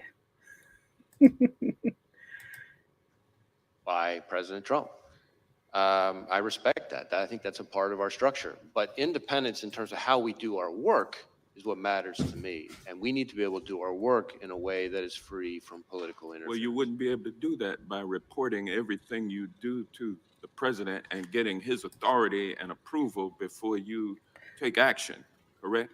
I don't think that would be a wise approach. And then there's even a proposal to replace many of those 38,000 dedicated civil servants who work for the FBI, replace them with a MAGA group that has pledged its allegiance to Donald Trump. What danger would that bring to the FBI if that were to happen? Have you guys ever wanted glasses like the ones on, oh gosh, The Living Dead? I would love to spend a day living with these, these, I guess everyone is a Nazi sort of glasses that these people wear, because I just don't see that. I don't see it. And I've tried. I have a very open mind. It's actually why I have a problem making decisions, because I can see all sides of every argument, or at least try to understand where people are coming from. So I end up paralyzed and looking at every different dimension of it. But this world that these people are living in, I mean, it's got to be terrifying. I mean, why would you want to create in your mind such a terrifying world? And as a person who reports the news, I know I'm a little bit of the problem, but I try to find news stories that are at least, somewhat uplifting or weird. It's just, you're fine. it, the government has become too bloated, too large, and too inefficient. Anytime you have a system that gets too big, you lose efficiency. You lose the ability for the people at the top to understand the actual function of what's going on in the real world. It's the same analogy I used yesterday with, corporate you'll say you're working at Walmart. Corporate has come up with a new way that they think that you should do receipts, except it adds 15 more steps and makes all the customers angry. So people down on the floors find a way around it. But corporate never goes down to the floor and asks the people on the floor, what would make your job easier? What would make it more efficient? No, they sit there. They have people who have never worked in retail, but have marketing degrees, have organizational degrees. If I truly were president, I would gather every single person of the field agents, and I would ask them for their advice, because they're actually out there doing the work. I wouldn't ask the guys in suits and ties. I'd ask, the real actual working people. It's ridiculous. It's all of the dumb, and we still haven't gotten many answers, except that we do know that he had a drone, and possibly that the triggering device for the Go Boom stuff would not have worked, allegedly. To happen. Well, again, I haven't read or reviewed Well, this thing that you're assuming referring what to. I say is but, true. But What the FBI is impact would made that up of have? the FBI is made up of 38,000 dedicated career law enforcement professionals. It has no political appointees of any kind, unless you count me as a You don't nominee want of the that to former change president. either, do I you? don't think that should change. You I don't think want that is a bunch that is of MAGA part of how we loyalists do our work. being Right. being the employees of the FBI. We're coming up on It 116 would- years of the FBI, and that's the way it has been for It 116 would years. be and for a reason. crazy to take 38,000 MAGA loyalists and put them at the FBI. That's frightening. That's what Project 2025 proposes, and I'm glad to know that you are not with that program. And with that, I yield back. Gentleman yields back, gentleman. All right, guys, I guess on Politically Mo, if they continue to use this, I have not read Agenda 2025, but as long as they let me stay on the air, we can start reading that on Politically Mo, because I want to understand what terrible, Handmaid's Tale kind of things that 2025 Yeah, it's from the Heritage Group. What have think tanks actually done for us? Absolutely nothing. They give us great ideas, they analyze, information, but basically they take a lot of money and tell us what we already know by looking with our eyeballs. Gentleman from Florida is recognized. Was the shooter on the FBI's radar Mr. in any Gates. way prior to the assassination attempt? Oh, holy hell. did not Wait, have we got to any- talk. What in the name of Templeton the Rat from the animated, good Lord, Charlotte's Web? Sir, do not go down the Nancy Pelosi right way. Come back to the light. Say no to the Botox. Holy God. Any information about the shooter. He was not in our holdings before the shooting. No communication in any chat rooms, no CIs or confidential human sources have any interaction with? No, we've run a thorough search for the subject through all of our holdings, and he was not in them anywhere. Were there any FBI agents or informants present at the Trump rally in Butler? Not to my knowledge. And Mr. Jordan was talking to you about Iran. Were law enforcement resources diverted from the protection of President Trump to John Bolton as a consequence of concern that Mr. Bolton might have been the target of Iranian malign efforts? That's really a Secret Service decision. I don't know the answer to that. Reason number 827,000, I should not be allowed to have power, because if I were in charge of the Secret Service and John Bolton had to get, protected, I would say, well, you have to go undercover. You're going to have to shave your mustache just for giggles, which is why I am not allowed near the seat of power of anything, really. I mean, let's be honest. But it would have been hilarious. Yes, it does. His name is Lance, and the mustache, the shaved off mustache, will get a little bag and we'll put it up in the FBI. That's really something they would know better. What I can tell you is that there are a number of individuals. You mentioned one who we've brought a case, a specific criminal case for the Iranians targeting for assassination. But how the Are you going to get that allocates- answer to us, whether or not resources were diverted from Trump to Bolton? Is that just going to be part of your review? I think that's going to be part of the reviews by the inspector general. The Inspector and General for DHS, right? Of DHS and the And I- outside Got it. panel. And I think after that's an important point, because the Inspector General for DHS has really fallen out of favor with the administration, because he's been pointing out all the problems on the border with Mayorkas and Biden. And we're always kind of worried that they're about to fire him, which would be a really bad. Do we know where Jack Nicholson was at the time of Matt Gaetz' conception? I mean, asking for a friend, but I don't think we can deny this. I don't even think we need a paternity test. Them eyebrows, Jack Nicholson. Look, Mr. Gaetz, if Congress doesn't work out, I'm sure they're remaking Batman for the 80 gajillionth time. I'd go for the Joker. Bad idea, now that this role that you've identified is so critical. Be a bad idea to fire the IG for DHS during the pendency of this, right, Mr. Director? I don't think that would be a good idea. I'm with you on that. So I want to zoom out a little bit. How often do you brief President Biden?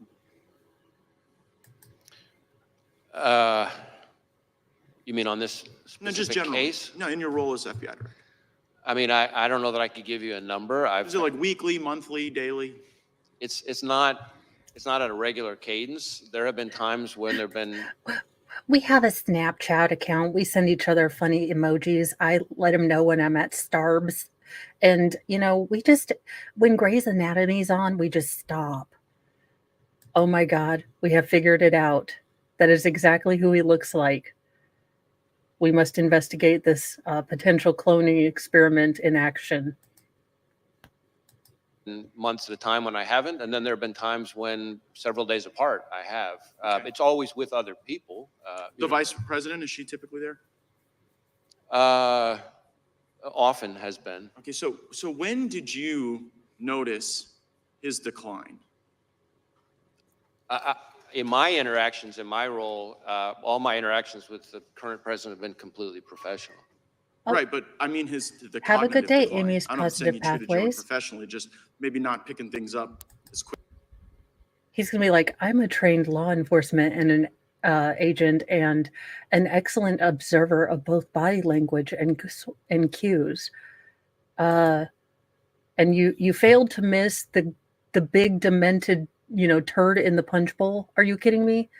And I don't say that demeaningly. I say that as this has been glaringly obvious. And this man is going to sit here and say, no, this is the same Joe Biden that, plagiarized a Labor Party speech and was trying to be president for the second time, I believe.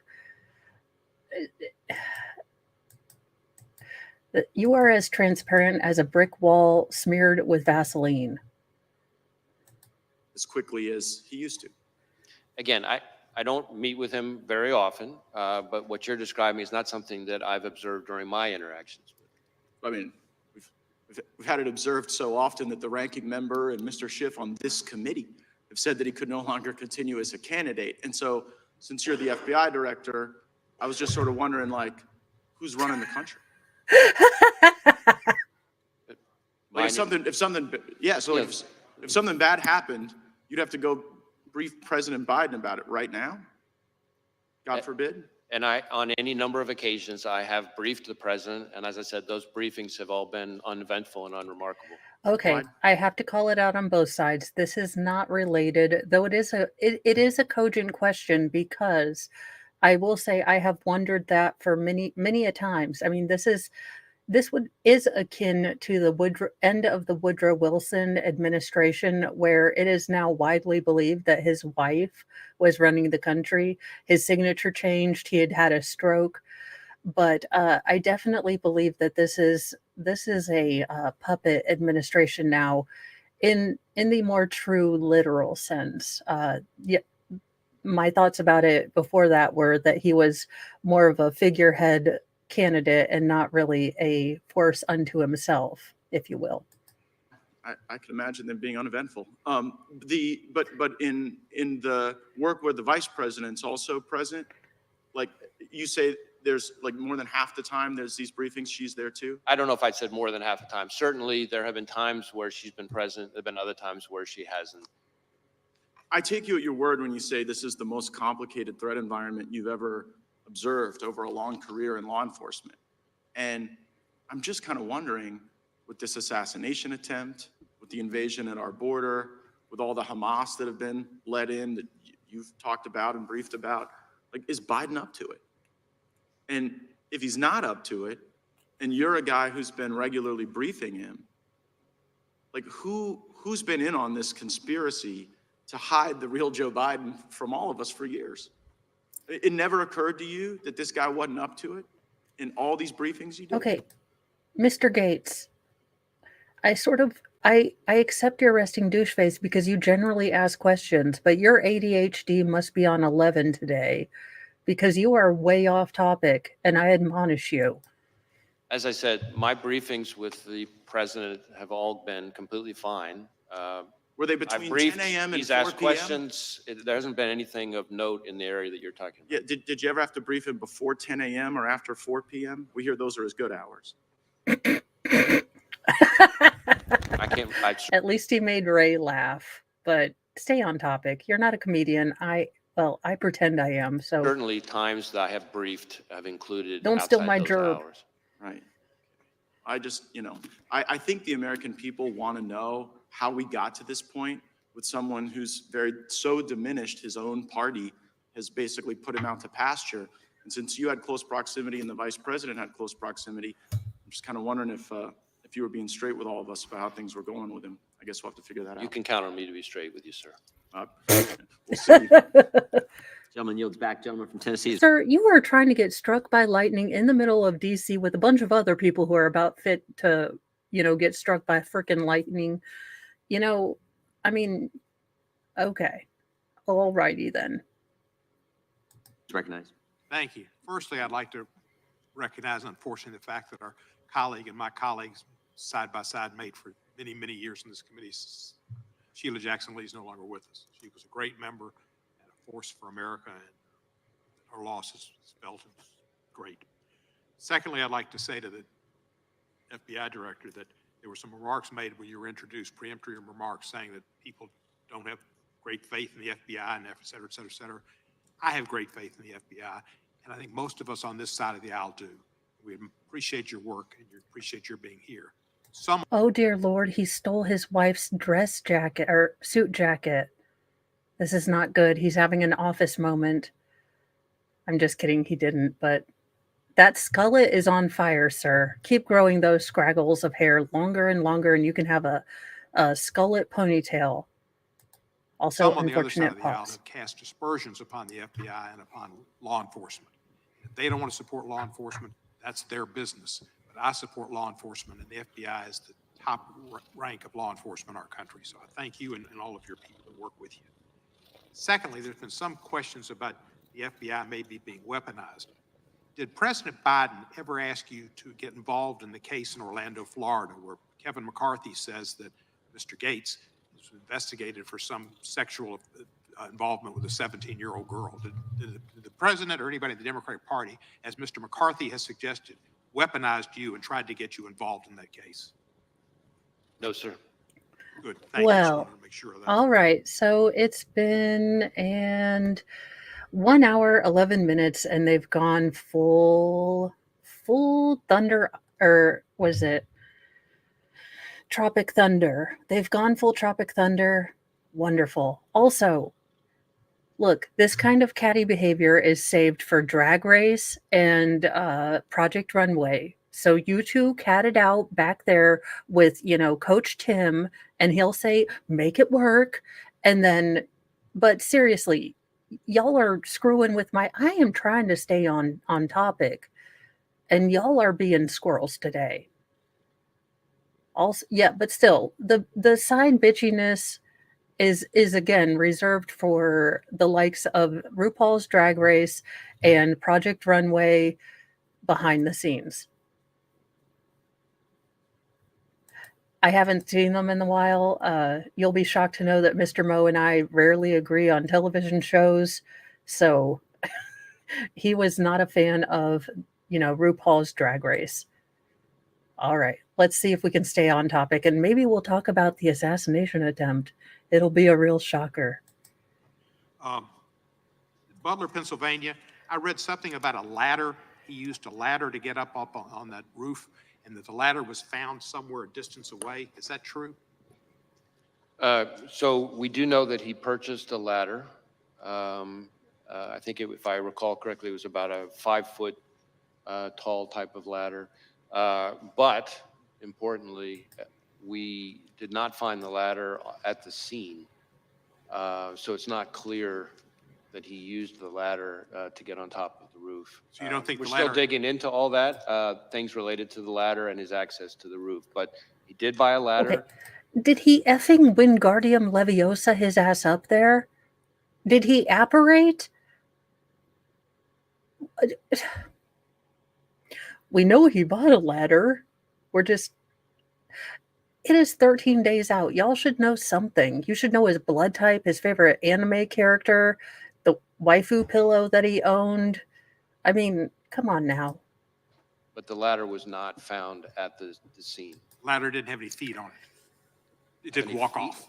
Oh, yeah, right. Thank you, sir. There have been a lot of threats against public officials. We've seen Mr. Scalise terribly shot, and we saw Gabby Gifford shot, and other Congress people, and many of us have had death threats. And the FBI has been made aware of those to help protect us, and I appreciate that greatly. But we've also had election officials and poll workers threatened. What is the FBI doing in consultation with other law enforcement to ensure every eligible voter can safely and confidently cast a ballot this year?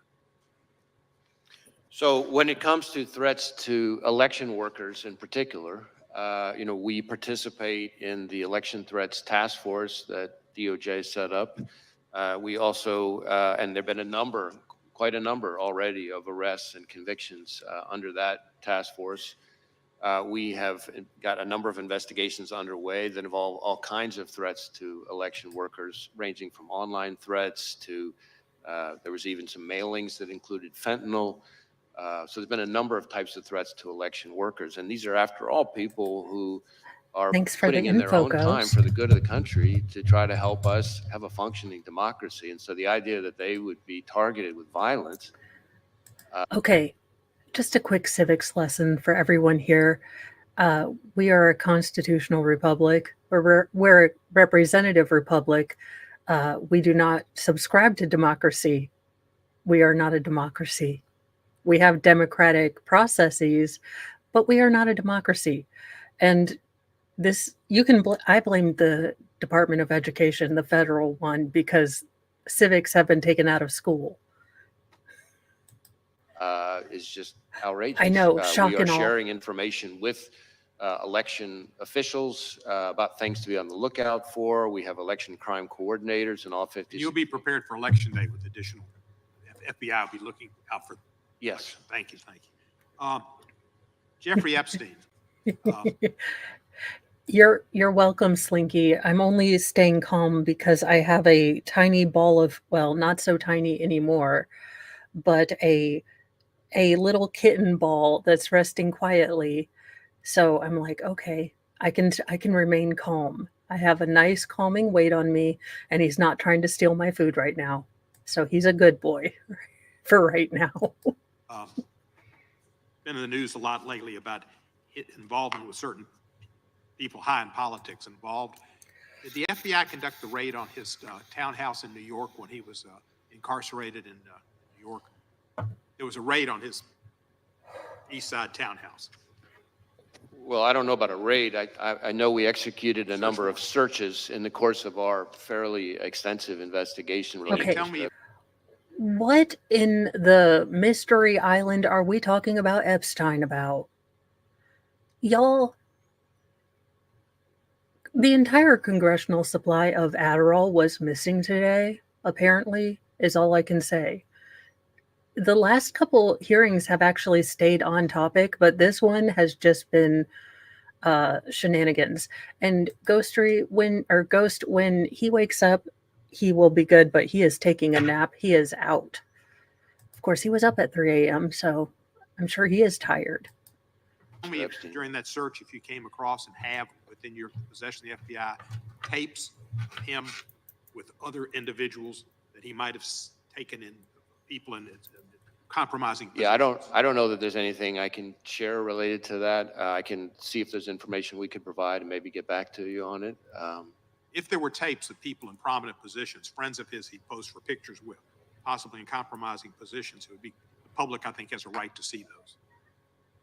Well, I mean, how we handle evidence recovered in a criminal investigation has all kinds of rules that apply to it. I recognize the intense public interest in the subject, but we'd have to follow our rules. But I'm happy, like I said, I'm happy to follow up with my team on it.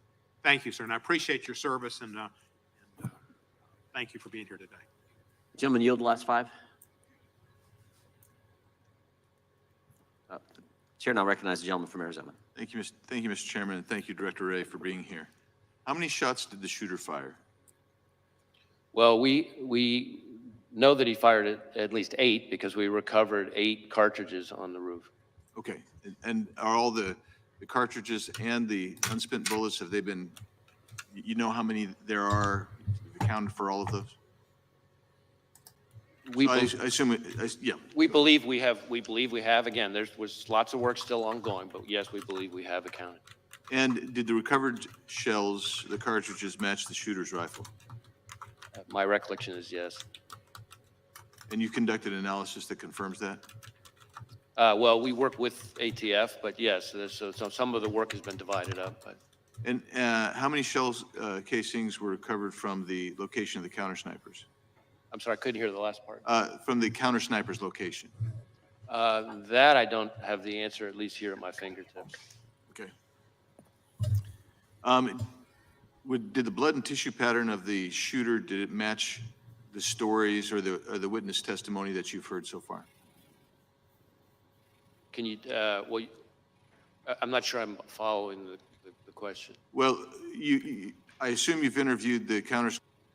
That's it. Let's forget the hearing since we're not talking about it. Some of these aids are cute and could be on the front of Kindle books in my Kindle Unlimited.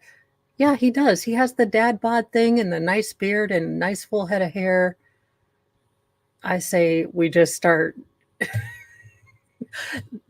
Oh, Mr. Ray, I'm sorry for the. No, Slinky, I do it too. I'm like, where would I put him on a book cover? That's and that's the real reason why I don't like the extraneous, polite bits of meetings or ridiculousness, because my mind will go to ridiculousness when I start tuning out because you guys aren't on topic. And I figure if you're not on topic, why should I have to stay on topic? Counter snipers, you have that evidence and other witnesses describing the kill of the shooter. And I'm wondering if the blood and tissue and brain matter is consistent with the testimony that you're receiving. In other words, is the In physical, terms of the manner of death? and so exactly, forth? is the Yeah. physical evidence consistent with where the shot from the So- counter sniper took place? Yeah, so the autopsy is being handled by, as is not unusual, the state authorities. My understanding is, thus far, I don't think it's fully complete, which is not, again, not totally unusual. But so far, I would like to see the toxicology report when it comes back.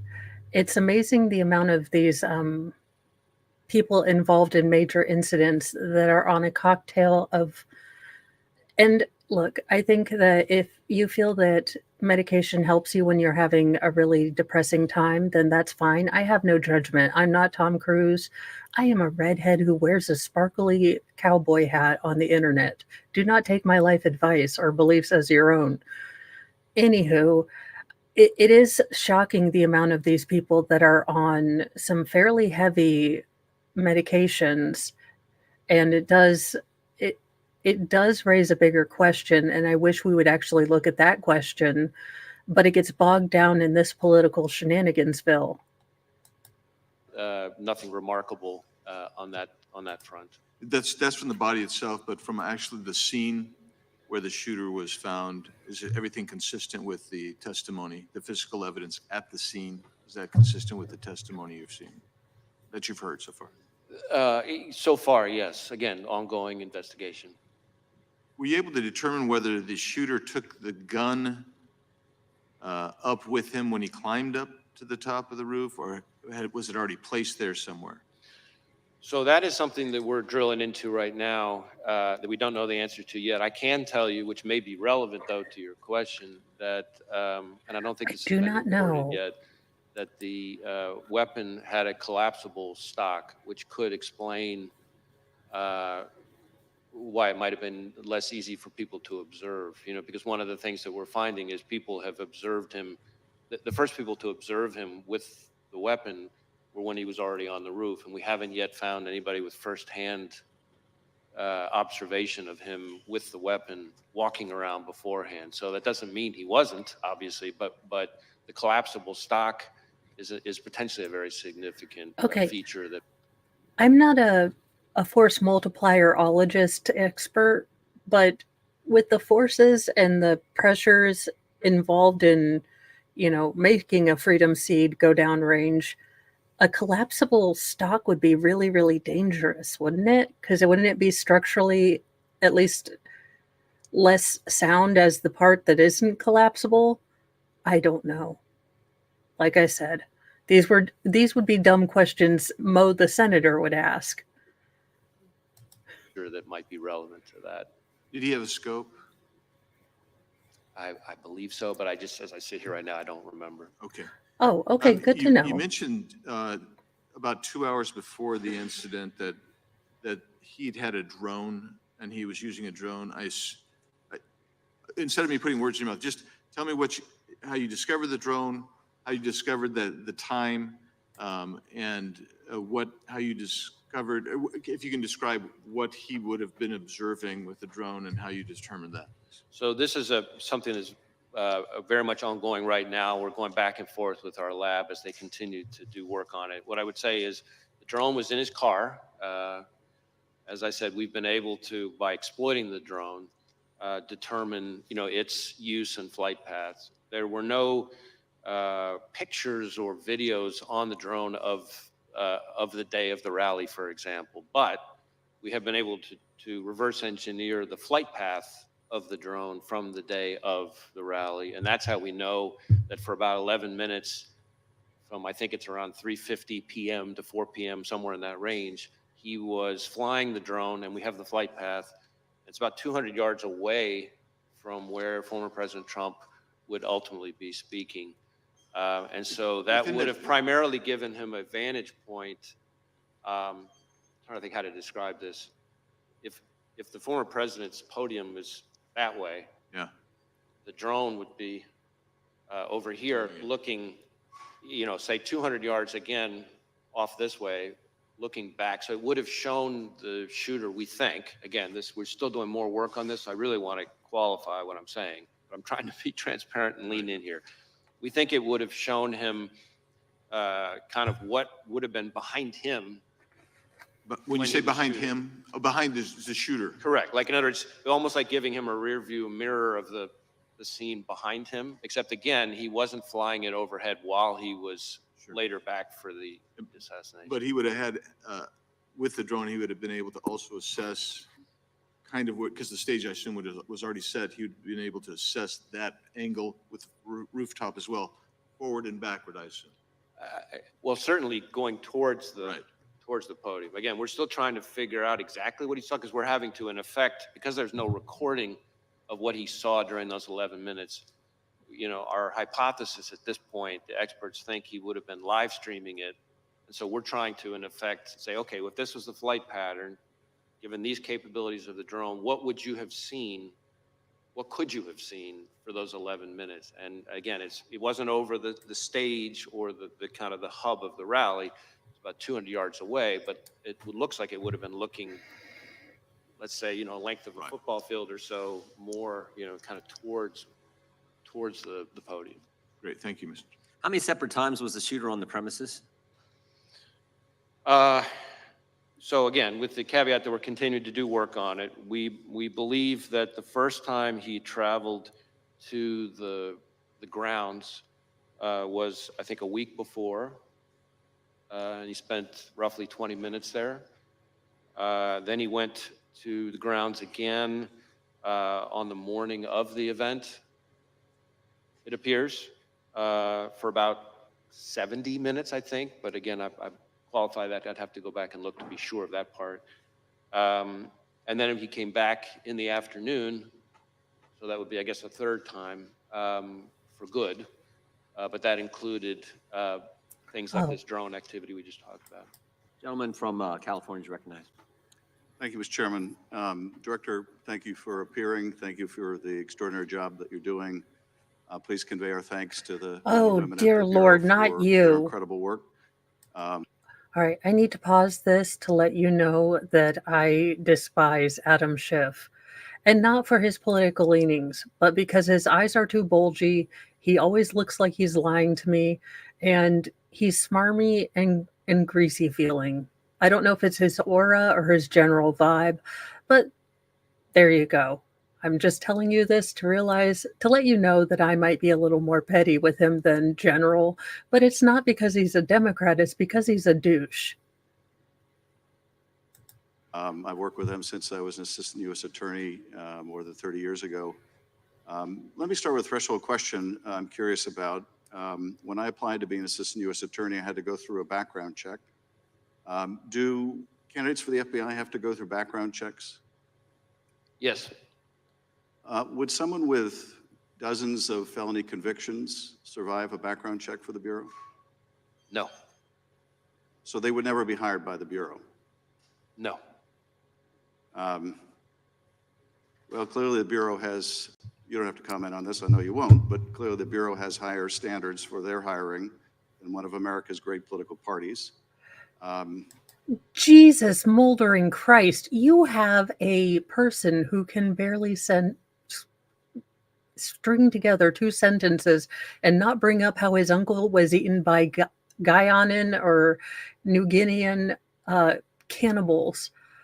Really? We want to throw our presidents around in glass houses? That's what we want to do? I mean, look. I'm a conservatarian, minarchist, whatever, thingamabobber. But, sir, seriously, serious the F-ly, you are going to come here after spending years saying, I have the documents. No, they're right here. I'm going to get them to you. and then realizing it's an entire hoax. And you're going to come out here and use part of your 5 minutes on a serious thing? What an y'all, if he were a Republican, I'd be yelling just as much. I dislike all politicians like this. It is his douchery, not his party. Let me turn to the events of the tragic shooting. Have you been able to gain access to the shooter's electronic communications, social media, and with the caveats that you mentioned that the investigation is still early, have you been able to make any deductions, or are there any indications of the shooter's motivation from those electronic holdings? So in terms of our ability to access it, we have been able to get into and exploit a number of electronic devices, digital devices, but not all of them yet. And then within his various accounts, we've been able to get access to some of them, but some of them we're still waiting on. Some of them we may never get access to because of the encryption issue, that it presents an increasingly vexing barrier for law enforcement, not just the FBI, but for law enforcement all over the country. But we're still drilling into that. We have some information. Some places we've been able to look. Some places we will be able to look. Some places we may never be able to see, no matter how good our legal process is. But that's what we're looking at right now. In terms of what we've been able to find so far, a lot of the usual. So we are setting up the gentle sort of slide down into landing on. We could not find anything. It was so deeply encrypted. We have no idea. We are planting the seeds that will make that a plausible story. We've dropped a little nugget here, like, look, we are trying our best. We are drilling. And might I say, Director Ray, for representing an administration so against fracking, you are drilling a lot today, okay? Anywho, I just thought I'd make a funny dad joke. Repositories of information have not yielded anything notable in terms of motive or like ideology. Having said that, it does appear fairly clear that he was interested in public figures, kind of more broadly, and I think this is important, that starting somewhere around July 6th or so, he became very focused on former President Trump and this rally. And so one of the things that I can share here today that has not been shared yet is that we've just in the last couple of days found that from our review, to your point about devices, analysis of a laptop that the investigation ties to the shooter reveals that on July 6th, he did a Google search for, quote, how far away was Oswald from Kennedy? And so that's a search that obviously is significant in terms of his state of mind. That is the same day that it appears that he registered for the Butler rally. And when you say that his electronic holdings indicated an interest in different public figures, without revealing anything you're not comfortable revealing about those public figures, can you tell us anything generally about them, either the offices they hold, their political party? Can you spell them out? Simply people of a high profile? Schiff, no one cares, sweetie. I know you want to be on, you want to be first on someone's list. It's not your wife's. But oh, that was too mean. Okay, that was too mean. That was too mean. All right. You're just a deeply unpleasant, smarmy little man, and I don't like you. There you go. Well, a couple things. First, the images that we've recovered so far. Yes, from, I did. can't remember Thank which you of his so various much. Devices appear to be what we call cached images from searches of news articles. So if you do a news article search, of course, if there are photos on it, those photos get stored. Karen, is actually in my purse because we are in the last 2 weeks before school starts craziness. And I am This is actually my sanity safe space, so make of that what you will, Dr. Freud. But beyond this, I am going through and labeling and getting supplies ready and accounted for, making sure everyone have clothes that fit. Because middle son, my Bobby Hill, he has a caboose. Poor little guy has a Jennifer Lopez caboose that I don't know where he got it from, but he came out. Okay, I have to tell the story because tangent time is apparently the name of the game. But he came out in his pants from last year because we were having them try them on. And he said, these don't fit very well. Y'all, they looked like jeggings. They were so tight. And I was like, sweetie, do they feel tight to you? He's like, well, I didn't want to complain, but they are a little tight. like, oh, you sweet boy, we're going to get you new pants. So I'm trying to find a place to put it. I just, like I said, it has been crazy around here trying to get everyone ready for school. Stored automatically in your cache, as opposed to me searching or him searching for a specific person and getting up images of that person. As far as the pictures that are like that, doesn't seem to be a whole lot of rhyme or reason to it so far, other than these are all prominent public people, but they cover both parties, they cover both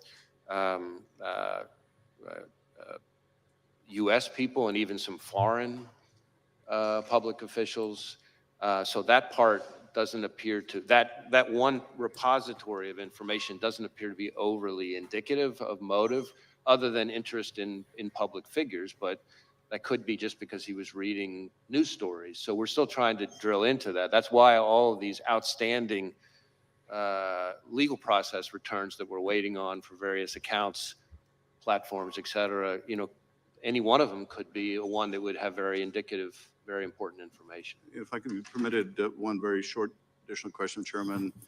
From that, any indication of any other particular target? That is someone who was not just sort of generically the subject of the searches you described, but for which there was more of an interest than others?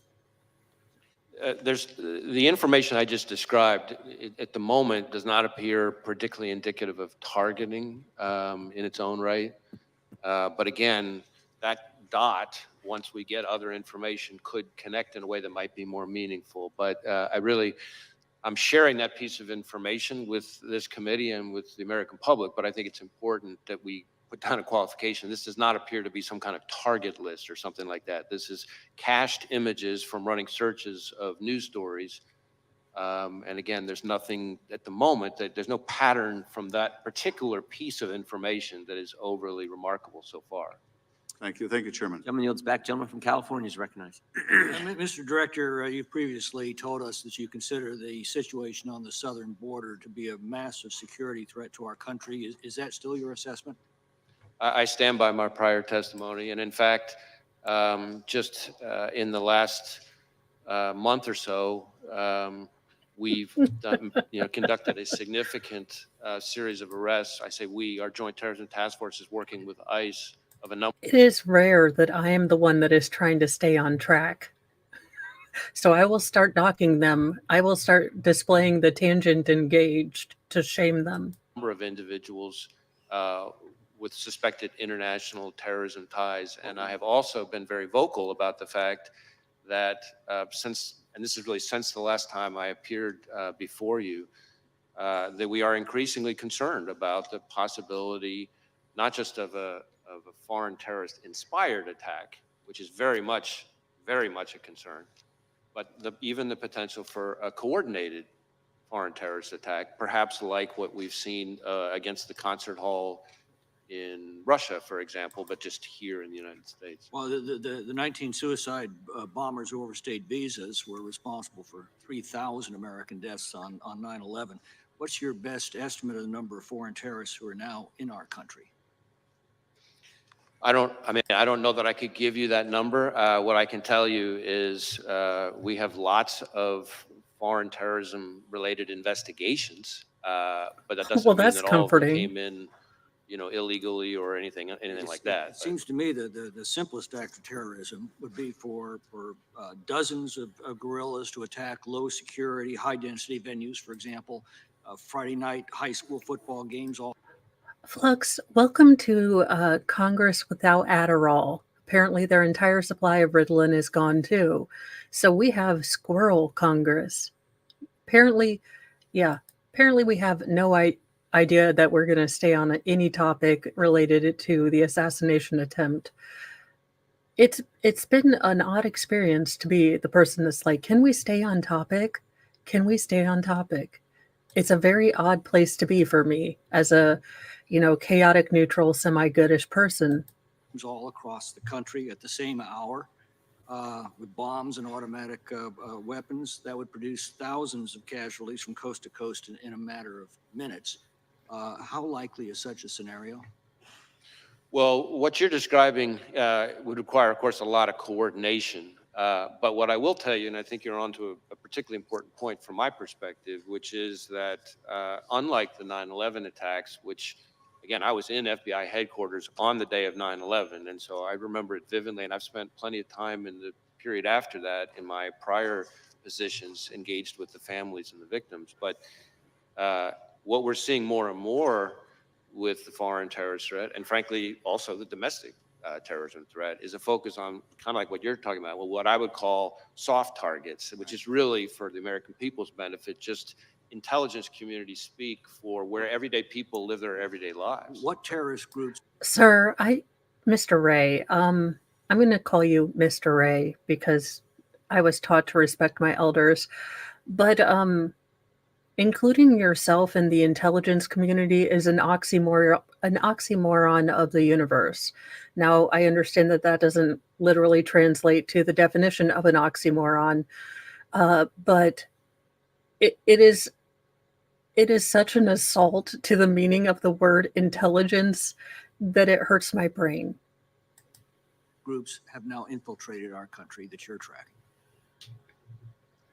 Well, I don't know that I would say infiltrated. We have investigations as we speak that relate to ISIS and its affiliates. We have investigations as we speak that relate to Al-Qaeda. We have investigations as we speak that relate to Al-Shabaab. We have investigations as we speak that relate to the Iranian proxies, Hezbollah, and so frankly, even the IRGC Quds Force itself. What foreign criminal gangs are now in our country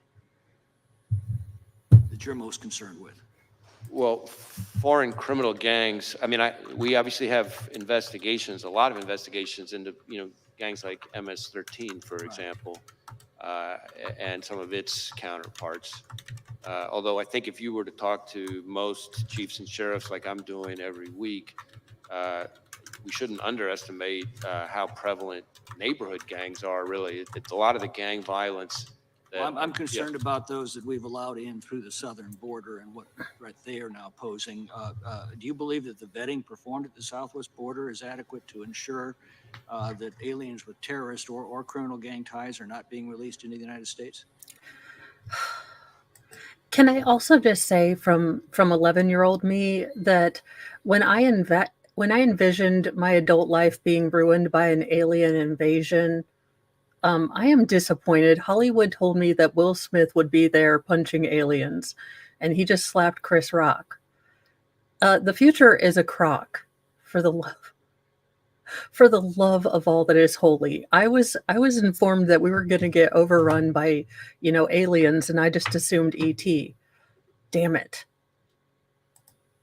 Well, it's not really for me to speak to the vetting. What I would tell you is that you have to deal with it once they're released in the United States. And one of the concerns that I have, which I touched on briefly in my opening, is there's been a lot of focus on the number of known or suspected terrorists encountered at the border, and that number has increased over the last 5 or 6 years, and that should be of concern.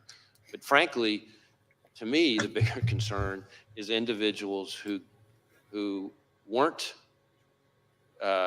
either weren't on the watch list at the time they came in because there wasn't information known yet that ties them to terrorism, and it's only after they get in that some new piece of information developed somewhere overseas, and now we know. That's a bigger concern. We've been warned that they basically bet against a blank sheet of paper. If they don't have a record in this country, Border Patrol probably doesn't have any record. They're releasing in the country, and you find out later of the dangers. Well, Audio Coffee, we determined on my birthday stream that Earth is the Australia, or insert whatever hillbilly-esque country and or bad part of town in your general region of the universe, and that's why we don't get visited. Or if they use fake documents and there aren't biometrics to connect them.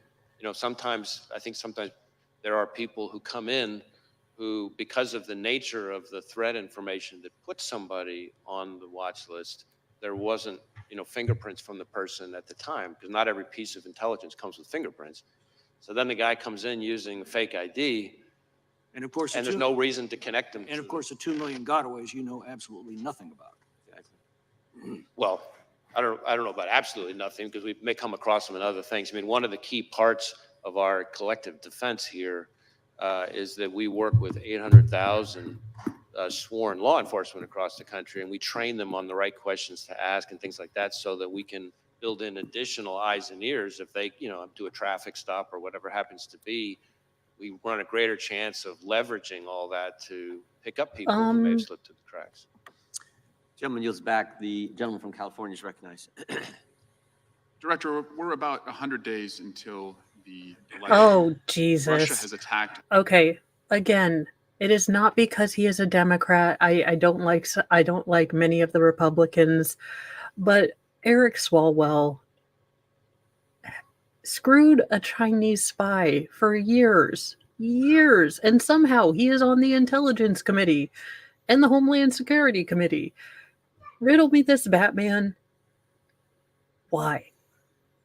Let's listen to this, this dingleberry speak. Act our democracy in past elections. Are they seeking to do it in this one? We assess that the Russian government continues to want to influence and in various ways interfere with our democracy, with our electoral process. In fact, just in the last few weeks, we announced a significant disruption of a generative AI enhanced social media, bot farm, essentially, of the Russians that was designed to be an influence operation, and some of the fictitious profiles of those bots purported to be U.S. persons. So they're still at it. We've seen that in election cycle after election cycle. Do the Russians have a preferred candidate? I'm not sure that I could speak to that here, but certainly what I would tell you is it's not just the Russians, and I think that's important for people to know too. There's a lot of attention to the Russians, as there should be, but we also know, you may recall that in 2020, Director Ratcliffe and I announced an effort by the Iranians to try to interfere. And then more recently, we've had indictments related to China. 34 Chinese MPS officers creating fictitious personas, posting false information online, full of narratives designed to sow divisiveness, discord, undermine us. And I'm talking about narratives that they were pushing, again, purporting to be Americans, but actually Chinese MPS officers. For example, trashing any suggestion that... Oh, okay. So what you're saying, if I'm getting this correctly, is that a couple tens of hundreds, maybe even a couple thousand, I'm going to give you 10K. So you've got 10K people writing ridiculous things on the internet. And you want me to expect that this, I mean, people get bots all the time for Bitcoin and this and that. Most people can generally spot a bot now. It seems that Washington is the only one confused about bot farms. Slinky, be careful. If we all eye roll in unison, I think it will tilt the Earth's axis just a slight tiny bit, and we might get more hurricanes. That COVID came from a lab leak, or trashing U.S. law enforcement on the occasion of the anniversary of George Floyd's death. And shifting to Wait. We need the whiteboard of truth. This is a discovery I was unaware of. So you're telling me, alrighty, we're gonna draw a big pot of honey to represent China because they like to honey pot. So you're telling me that China is responsible for our mostly peaceful dumpster fire attacks? I say we charge fire, or we charge China right now. I need to work on my camera setup, I realize. Yeah, is if China started, the summer of love, I say we send them a bill. I've heard we got 100 million in damages, or billions.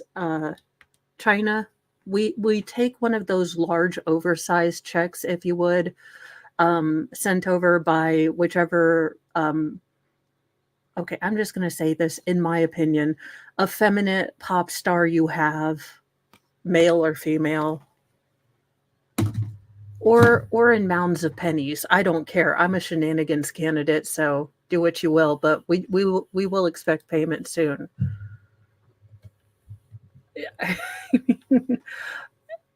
I can't, you guys. This has gone attempted into assassination of the shenanigans former mode. president. I want to make it clear, in America, violence has never been the answer. Not on a certain day in January or a recent day in July. And I just want to go through the shooting just briefly with you.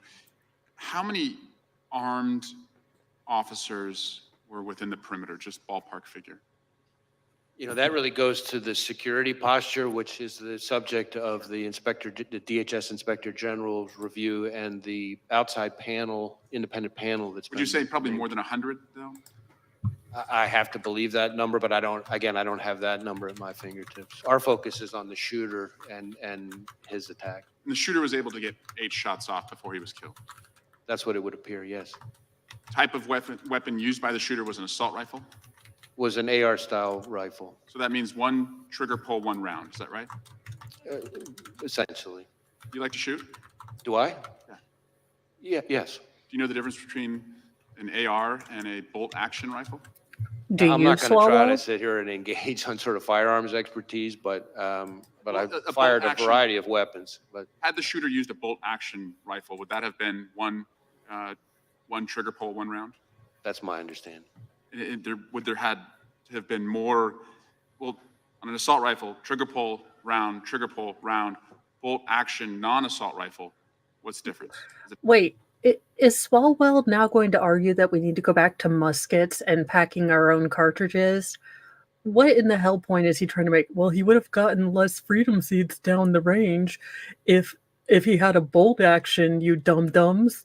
You don't need a semi to, get a deer.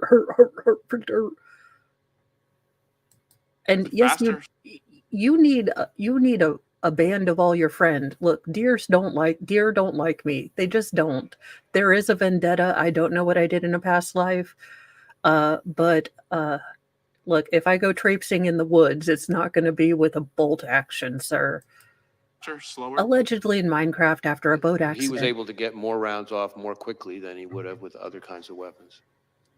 And that's my point, is that we can add additional resources to protect political candidates, and we should. The people who went to that rally deserved to be protected from gun violence, just like the students at Parkland deserve to be protected from gun violence, just like the babies at Sandy Hook deserve to be protected from gun. Okay, this is the grossest form of politics, and this is my personal opinion. This is my soapbox. I'm going to stand on it. But when you, a disgusting politician, take those children's body, take that family's pain, and stand upon it, and then swing those bodies around trying to hit your political opponents, that is the grossest, most morbid, grotesque thing that I have ever seen. You absolutely destroy your argument with me. And I don't know, about anyone else. I am just talking about me. But I find that gross and disgusting. I find you standing on them, using them as a political stunt, is gross. And using them to punish other people who don't think the way you do. Yes, we get it. You think that American people should be greatly restricted in firearms, and that'll work for the lawful people. But what about the people that don't follow the laws? If you live out in the country, you cannot rely on the police officers getting here in under 20 minutes. That's too long. And it's a personal choice for every American to make. But just like being a vegan, could you STFU about it? Thank you. From gun violence. Rant over. So we'll Sorry. devote more resources. We've added a presidential candidate who is also now protected. But if we're being honest with ourselves, we have armed this country to the teeth. And we have allowed the most dangerous people to have access to the most dangerous weapons. I say that as a parent of a 7-year-old and a 5-year-old and a 2-year-old, the two oldest who have done multiple mass shooter drills in their classrooms. I say that as a brother to two. Oh, okay. Then here, Swallow, let me put my credentials out here. As a woman who has pushed 6 live human beings out of her body and fed 5 of them with her own body yet again, has a functioning brain, 2 eyeballs that can see, and pattern recognition, I have an opinion too. Again, as I have said to the vegan community writ large, unless you're kind about it and you're not mad at me about hamburgers, STFU.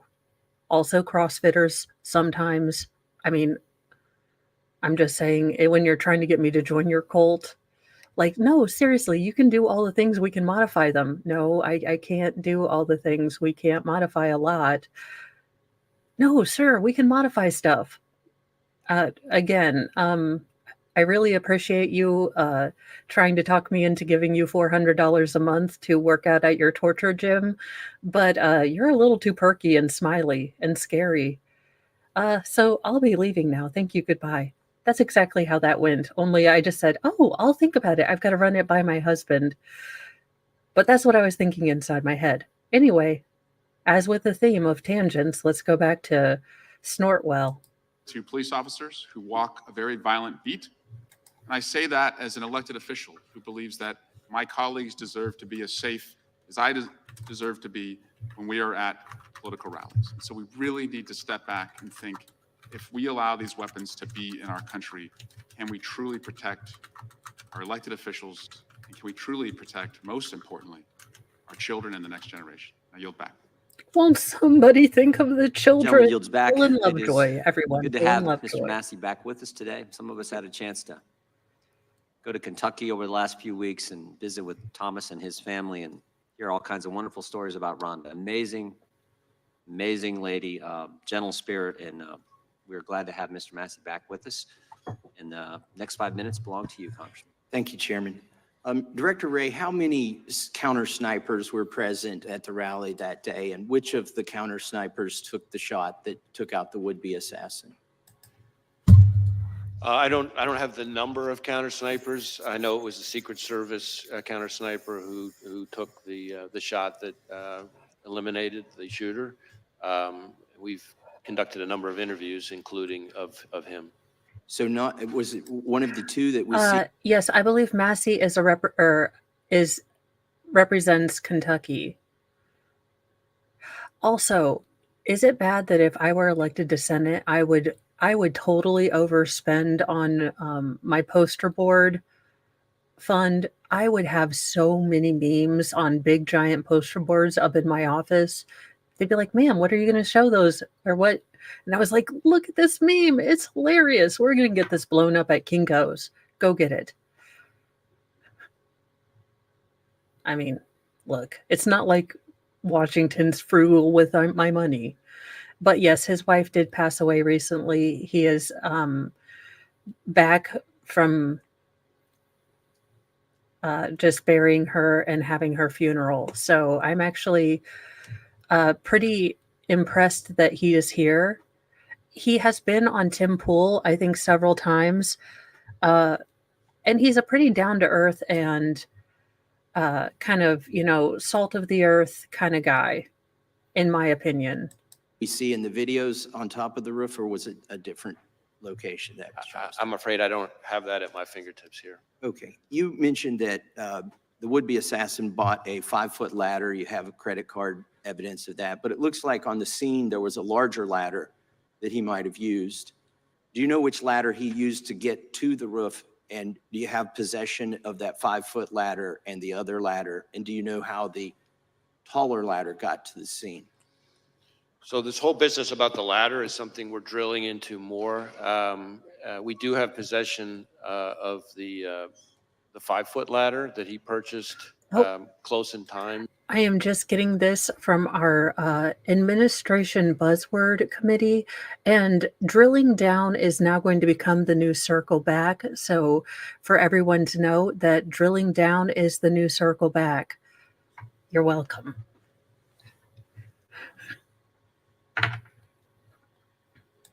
Time to his attempted assassination, that we traced the purchase of that ladder from a receipt, a bloodied receipt that he had on him at the time his body was recovered on the roof. We do not yet know for sure how exactly he got up on the roof. We're looking at, various forensic pieces to try to kind of piece that together. So more to come on that. Do you know where the 5-foot ladder was found or retrieved? Was it near the roof, or was it still in his vehicle? Neither. I don't have it in front of me, but I know that it was not. I know that it was not on scene, and I know that it was not in his vehicle. But we can circle back to you and get you that. Is there any evidence at all that folks, we had a drill down and circle back. I've decided to go full Steve Madden on this.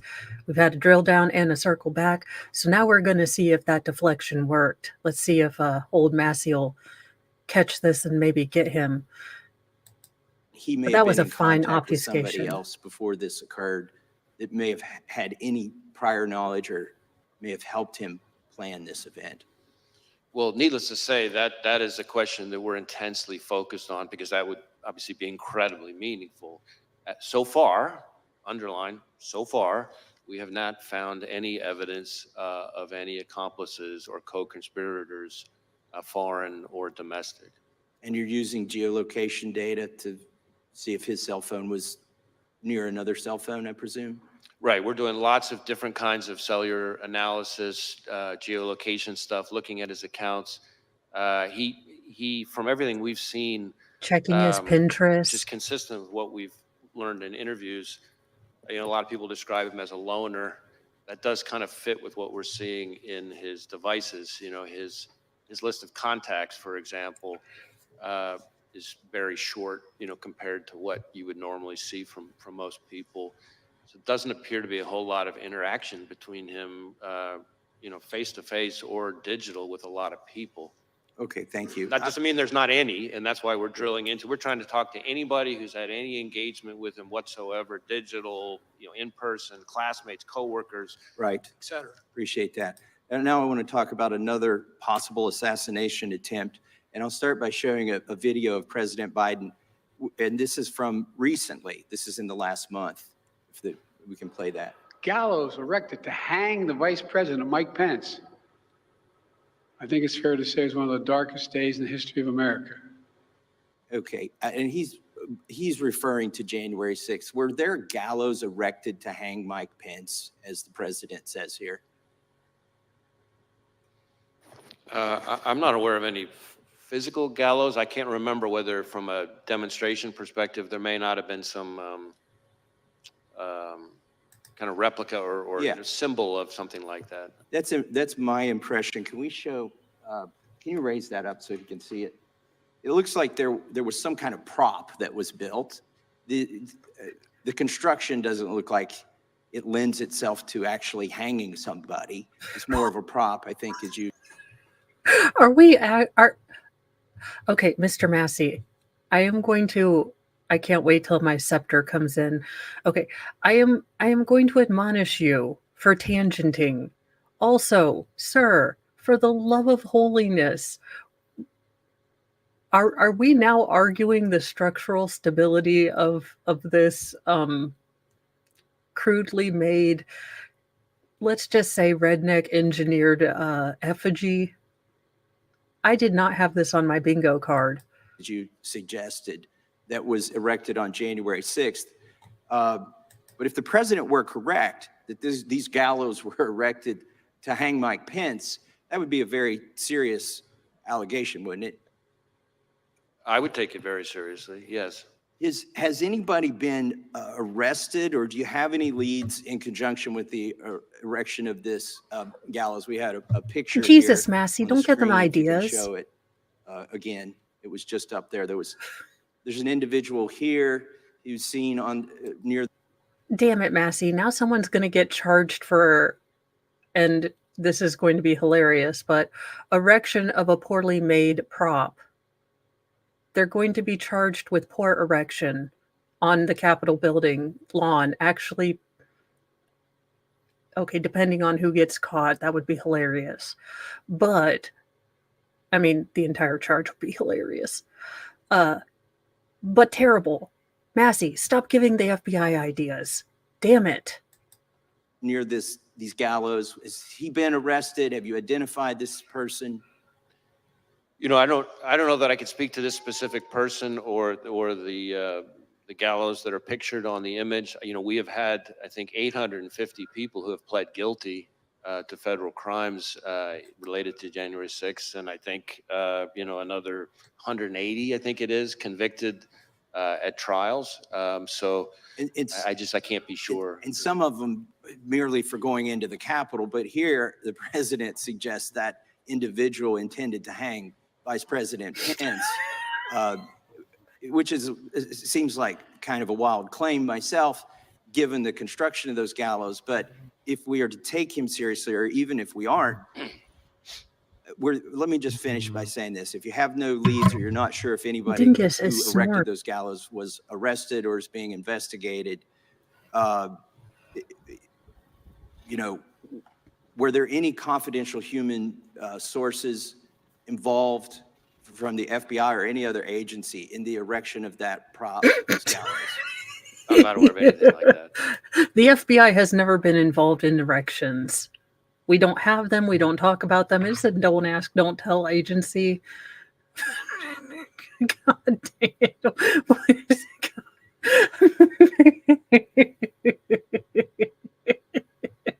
Okay, Mr. Massey, I'm sorry. I will be an attempted adult. Gentleman yields back. Gentlelady from Washington is recognized. Thank you, Mr. Chairman. Welcome, Director Wray. Political violence of any kind is dangerous, unlawful, and totally unacceptable. Just as we all watched and then unequivocally condemned the attempted assassination attempt on our former president, I wish that we could all come together to unequivocally condemn the act of political violence on January 6th, instead of defending props that were used, that were harmful, dangerous props of gallows, attempting to show what people wanted to do to Vice President Pence. Extremists attempted to subvert our democracy in the worst assault on the U.S. Capitol since the War of 1812. Many of us were trapped in the gallery that day. We feared we would not make it out. Insurrectionists were chasing down former Speaker Nancy Pelosi and then Vice President Mike Pence. And I myself have been the direct target of political violence when an armed man with a gun showed up at my door, threatened me and my family, and we actually ended up having to move our home. So I understand the increased tenor of political violence that is racking our country. It has been on the rise, fomented by violent and dehumanizing rhetoric from top public officials, including the former president and members of Congress, sadly, and bolstered by— And there we have it. Trump wore a short skirt. You know, he put on some makeup and he was asking for it, allegedly in Minecraft. You know,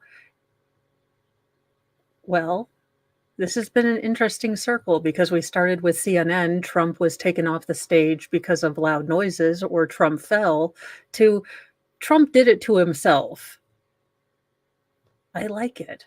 It makes more sense than trigonometry. being a dingleberry, ma'am, and actually ask questions. You know, here's the funny thing is we're going to need the whiteboard of truth again. Let me see if I can shenaniganize my...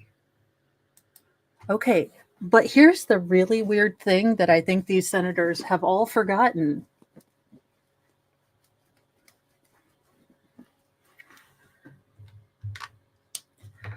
Okay, so if you are a senator, you have all these people that live in your district that vote for you to take care of the issues they care about. And do you want to know where J6 lands on their, like having money, not getting, well, we'll just say unalived by violence, and, I'll just make a big thicker line for the border, and then somewhere down here is J6 for most people. So you are using important time in which people like me would like to know things, would like to find things out. And yet you're taking time to talk about January 6th, and I am going to have to bring my big board, my big girl board in next time I do a hearing, because you people work for us, Miss Jayapal. There are probably people in your district who would like to know the answers to this. They would not like you to sit on your soapbox about January 6th. I guess we can all agree that the people who did violence should be caught and pay for the violence and the destruction they did. And the people that were caught up and just were waved in, then let's let them go. And let's maybe, stop looking at, as Kamala Harris says, I can see what can be and be unburdened by what has been. Unburden yourself by what has been and see what can be, which is you guys actually giving an F about the people that voted for you and give you these cushy jobs so that you can insider trade. Because a whole hell of a lot of us real Americans who just live here, work here, and want to be left the F alone are getting pretty pissed off. Congress has a less favorable rating than, herpes, and you wonder why. By the proliferation of Rant easily over, accessible sorry. guns, including assault-style weapons. All of this violence is unacceptable, and I wholeheartedly condemn it. I just hope we condemn all of the violence, not just one or two incidents. Mr. Wray, today I want to focus on the role of the FBI and the need for the Bureau to remain politically neutral and independent. The FBI cannot and should not be subject to the whims of any president. The majority apparently doesn't think that the FBI needs to be politically neutral and independent. No. They want an FBI. What the FBI needs is to have an actual mandate from the president or be ratified as an actual entity. Because right now, the FBI was created during the time of Prohibition, and it was just by presidential edict. So really, there wasn't a vote on it. The American people didn't decide they wanted a federal governing body. It's in fact something that the founding fathers would have found very contemptible. So, maybe not only was it incepted to enforce a very, very unpopular rule, but then you get to the Hoover era where they set up politicians and did everything else. The FBI has no groundbreaking thing where they show up as the hero. They really don't. I'm beginning to think, and I have thought for a while, and I'm glad I have the tinfoil hat of truth and shenanigans, but FBI Files has to be a psyop. FBI Files on Discovery Channel made me want to become an FBI agent. And now I'm like, ew, they're feeding me propaganda. Anywho, they're going on tangents. I'm going on tangents because it's the same damn tangent. FBI is subordinate to the president, not accountable to the American people. That is one part of a larger plan to undermine our democracy, to remove the checks and balances that have protected us, and ultimately to subvert our freedoms. That agenda, promulgated by the former president, his loyalists, and their MAGA allies, is called Project 2025. It is publicly available online. I encourage everyone who's watching this to Google it. It includes plans to undermine every part of our government, including the FBI. Trump's Project 20. Oh, sweetheart. Oh, dear, Miss Jayapal. I know that a small contingent, or maybe a large contingent of your party and people that generally lean your way are terrified by that.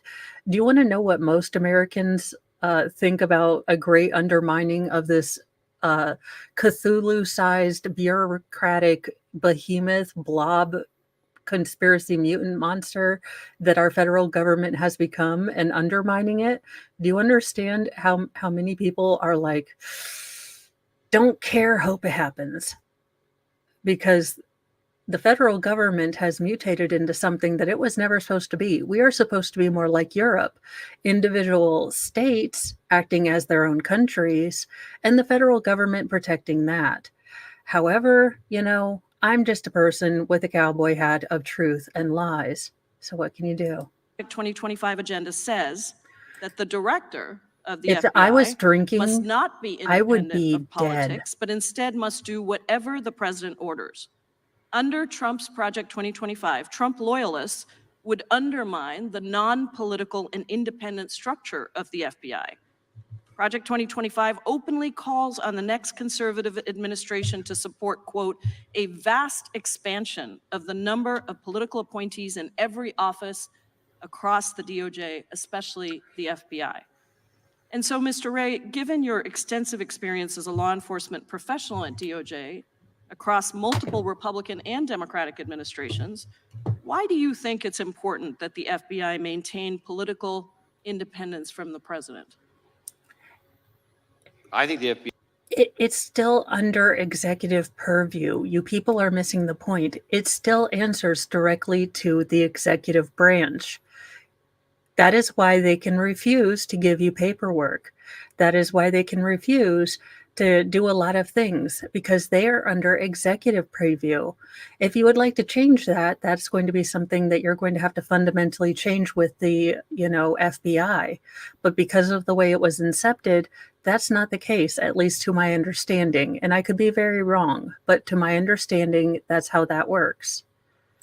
The FBI is and needs to stay independent, and that means protecting American people without fear or favor, upholding the Constitution and the rule of law, and it means following the facts wherever they lead, no matter who likes it. And I add that last part because the essence of independence and objectivity is not that an investigation is going to always yield the result you want. Our independence and objectivity can't only be respected when you like the outcome. That's the very essence of objectivity. Sometimes you're going to like the result. Huh. Sometimes you're not going to like the result. That I applies. wonder if she was shaking her head and nodding like that when Mueller came out with his report that said Trump had not done anything with Russia. I wonder if she was like, yes, I agree with that, even though I don't agree with the premise. I support the FBI. No. Applies to everyone, including us. Any number of times we're disappointed and frustrated by the results of our investigations. But the alternative is an erosion. We still try to of the rule convict of people, law, but where the only thing that distinguishes one investigation from another is power. And that's what you see in some authoritarian countries around the world. So I'm not familiar with this particular No, I didn't ask you to Project comment on that. 2025 thing. I wanted to don't know anything about it, but what I can tell you is, from my perspective, the FBI needs to be functioning as independent. Doesn't Thank mean you. it's not part of the executive branch. It doesn't mean the FBI director doesn't serve at the pleasure of the president, but it does mean that the way we do our work Has to be objective. has to be independent. Yeah, thank you. I have another question about the role of attorneys at the FBI Office of General Counsel. How do we protect that work? I'm sorry, could you repeat the question? The role, what role do the attorneys at the FBI Office of General Counsel play in ensuring that the Bureau? well, they text their lovers and promise them that they will get Trump no matter what, because sad face Hillary lost cry emoji. I mean, ma'am, be honest. You guys were calling the FBI reprehensible and interfering with elections when they said Hillary Clinton needed to have another sort of interview thing and he had to look at the letters again. You have, as soon as the FBI does anything, you guys circle wagons against them. So right now you're kissing their booty, but let them say something like the Mueller report, and you are like, oh my gosh, well, Captain Kern, I have a slight gift for remembering cringe. If it's cringe-hilarious, I can remember it. If it's a math thing, like 7 times 8, I'm like, oh crap, oh crap, oh crap. But cringe-larity, I'm there. Also, can we talk about this suit top? I think a solid color would have been better. The Bureau respects the constitutional rights of American citizens. How do we protect that work? So in my experience, the lawyers in the Office of General Counsel play an incredibly important role in ensuring that our agents have their questions about how to comply with the law and conducting their work answered, and ensuring that we conduct our work in the right way, which means scrupulously adhering to the laws and the rules that apply to us. I just wanted to say before I yield, Mr. Chairman, that the Project 2025 also eliminates the FBI's Office of General Counsel in-house lawyers who are responsible for that role. I appreciate your indulgence, and I yield back. Gentlelady yields back. Gentleman from Wisconsin's recognized. Yeah, thank you, Mr. Chairman. I think it was when you were here December of last year, Mr. Ray, that you said blinking lights were going off in regards to the southern border and what is happening down there. Has the border situation improved in terms of your assessment with the security of Americans since you were last here in December? Well, I guess a couple things, and I appreciate the question. So first, the blinking lights comment that I made refers more broadly to the threat environment that I'm seeing as FBI director across a wide range of threats. Contributing to that in a variety of ways are the threats that emanate from the border. So it's not a comment just on the border issues. It's the threat environment that we face more broadly, in my experience in law enforcement. I am increasingly concerned. I always think that's a superpower because math confuses me. Could seek to exploit. Yes, Project 2025. They don't have your favorite shampoo at your local Walmart. Project 2025. Someone ate the last donut. Project 2025. Or me, if someone eats the entire thing of Bluebell ice cream before I get one scoop, y'all will see me on the news. It'll be bad. Local woman has crazy fit. Children ate all her good ice cream. Vulnerabilities at our southwest border or at other ports of entry or in other aspects of our immigration system to facilitate an attack here in the United States. I think that is something we have to be concerned about. And there's been a lot of focus on numbers of this, numbers of that. And I understand that. But as I think was referenced in an earlier question, it doesn't take very many foreign terrorists to be a real problem. We had 19 hijackers responsible for the 9/11 attacks. And we just not that long ago had a case, some of the members of the committee will remember, where we charged an individual for trying to smuggle individuals in to assassinate former President Bush. Are you concerned that the Border Patrol chief, former Border Patrol chief Rodney Scott, said that he was concerned about very, very minuscule data that they were receiving? So there's all this, we are told that illegal aliens are vetted against databases, but oftentimes they're doing biometrics as they come into this country, but not looking behind it in their home countries. Does that concern you when there's not a review done in the home country? Well, we certainly need as much help as we can get from the countries of origin of these people. And when I say origin, not just where they come from originally, but countries they've come through. And the biometric enrollment piece is, of course, an important one. We have situations where even if... Are we doing a thorough enough job of reviewing them, their actions and their lives in their home countries before they came here? Well, I mean, we need more help from our foreign partners. There's no question about that. And I think that's an important part of it. How about our domestic partners like the CIA and others that are supposed to protect us? So there's been a lot of discussion, of course, over the last several years about the pivot to what's called the hard targets, right? The understandable focus, which I support, of focusing on the threat posed by China and Russia and Iran. But with that comes, if you look at, for example, the withdrawal from Afghanistan, we start to lose sources of information about foreign terrorist threats from overseas, and that is a concern to me. Yeah, my time's running out. Has Vice President Harris met with you in regards to the border? Well, I've been in meetings that have included the vice president. That's a no. He could not recall a single time, because this would have been, if he had been counseled by anyone from the administration, he would have been counseled. I'm guessing if I were a political strategist, if I were a strategist for Kamala Harris, I would say, you want to upplay the fact that Kamala Harris has been, well, okay. If you live in an alternate universe where you were triumphant in doing the border, you would want to upplay Kamala Harris's role in being a great border czar and, you know, coming up with all these initiatives and doing stuff. Now, that being said, the record is abysmal, but they can try to make it work somehow.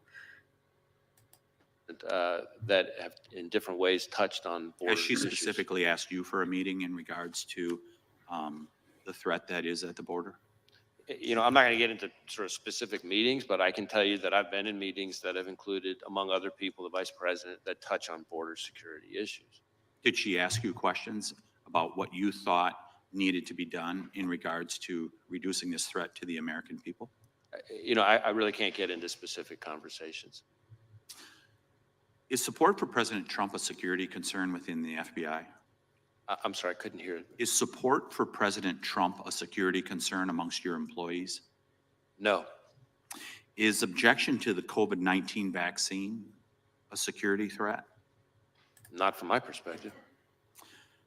Who improved what is termed the Trump questionnaire within the FBI that was done by SIIS?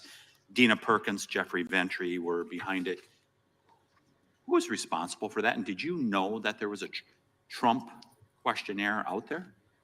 So the document you're asking about is an interview outline that we only recently learned about, and in my view is completely inappropriate. I asked my team to get to the bottom of what happened and to ensure that doesn't happen again. And I've learned that it's not an FBI form, that its use was isolated, that it was created not by an FBI employee, but by an outside contractor, and that individual is no longer affiliated with the FBI. Okay, wait a minute. We are So how much did we pay this outside contractor a-hole to make this Trump questionnaire, you know, personality psychosis test? I mean, how much did we pay for this verbal Rorschach test to make sure you're loyal to the regime? Because you know the contractor didn't do it for free. I give up. We are sending what we have found to the Office of Inspector General and we'll cooperate, of course, with anything they. Mr. Chairman, I'll just close with this. We keep hearing about these isolated examples, whether it's Richmond Catholics, this instance. When is it, isn't it a pattern? I yield back. Gentleman goes back, Mr. Correa. Thank you, Mr. Chairman, and Director Ray, welcome again to this committee, and I want to thank you and your agents for good job you're doing to protect Americans. Earlier this week, I was part of the group that went out to visit Butler, Pennsylvania Homeland Security members. I agree with my colleagues that have said violence has no part in our democracy. And I trust you will investigate the events surrounding July 13th thoroughly. I'm going to ask you a question. Hope you keep it in mind as your investigation proceeds, which is, who's in charge? Who's in charge at a campaign rally, setting it up? Secret Service or a campaign? And I ask this question because when I was there, had a couple of law enforcement individuals alluding to that question as well. They gave me an example. They said, But the Secret Service says you need to set up a line of dump trucks behind the stage to serve to protect the candidate. And the campaign says that's bad optics. Who ends up winning the debate? So my question is, Okay, I posit the same question. We are now at a Kamala Harris event, and the local police say that she has to put dump trucks behind her platform. Is her campaign going to allow her to have dump trucks behind her, although flaming dumpster fires may be more appropriate? The answer is no. So there are parameters. It didn't have to be dump trucks. This man is obsessed by this. They had to have, all they had to do was have a cogent perimeter and, follow the procedures that apparently no one knew yet, on the 13th. They have been able to do this successfully without the use of dump trucks. is who's in charge. And as you investigate this crime scene, hope you ask the locally elected officials. I spoke to a county supervisor, local police and sheriff.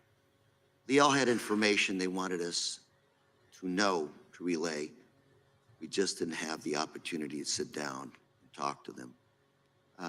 There was a lot of concern that they weren't given enough time to prepare for this rally. They thought there were things that could have been done better. And ultimately, what I keep thinking, what I keep coming back to is the question, who's in charge at these rallies? I think it's an important one because we have an election right around the corner.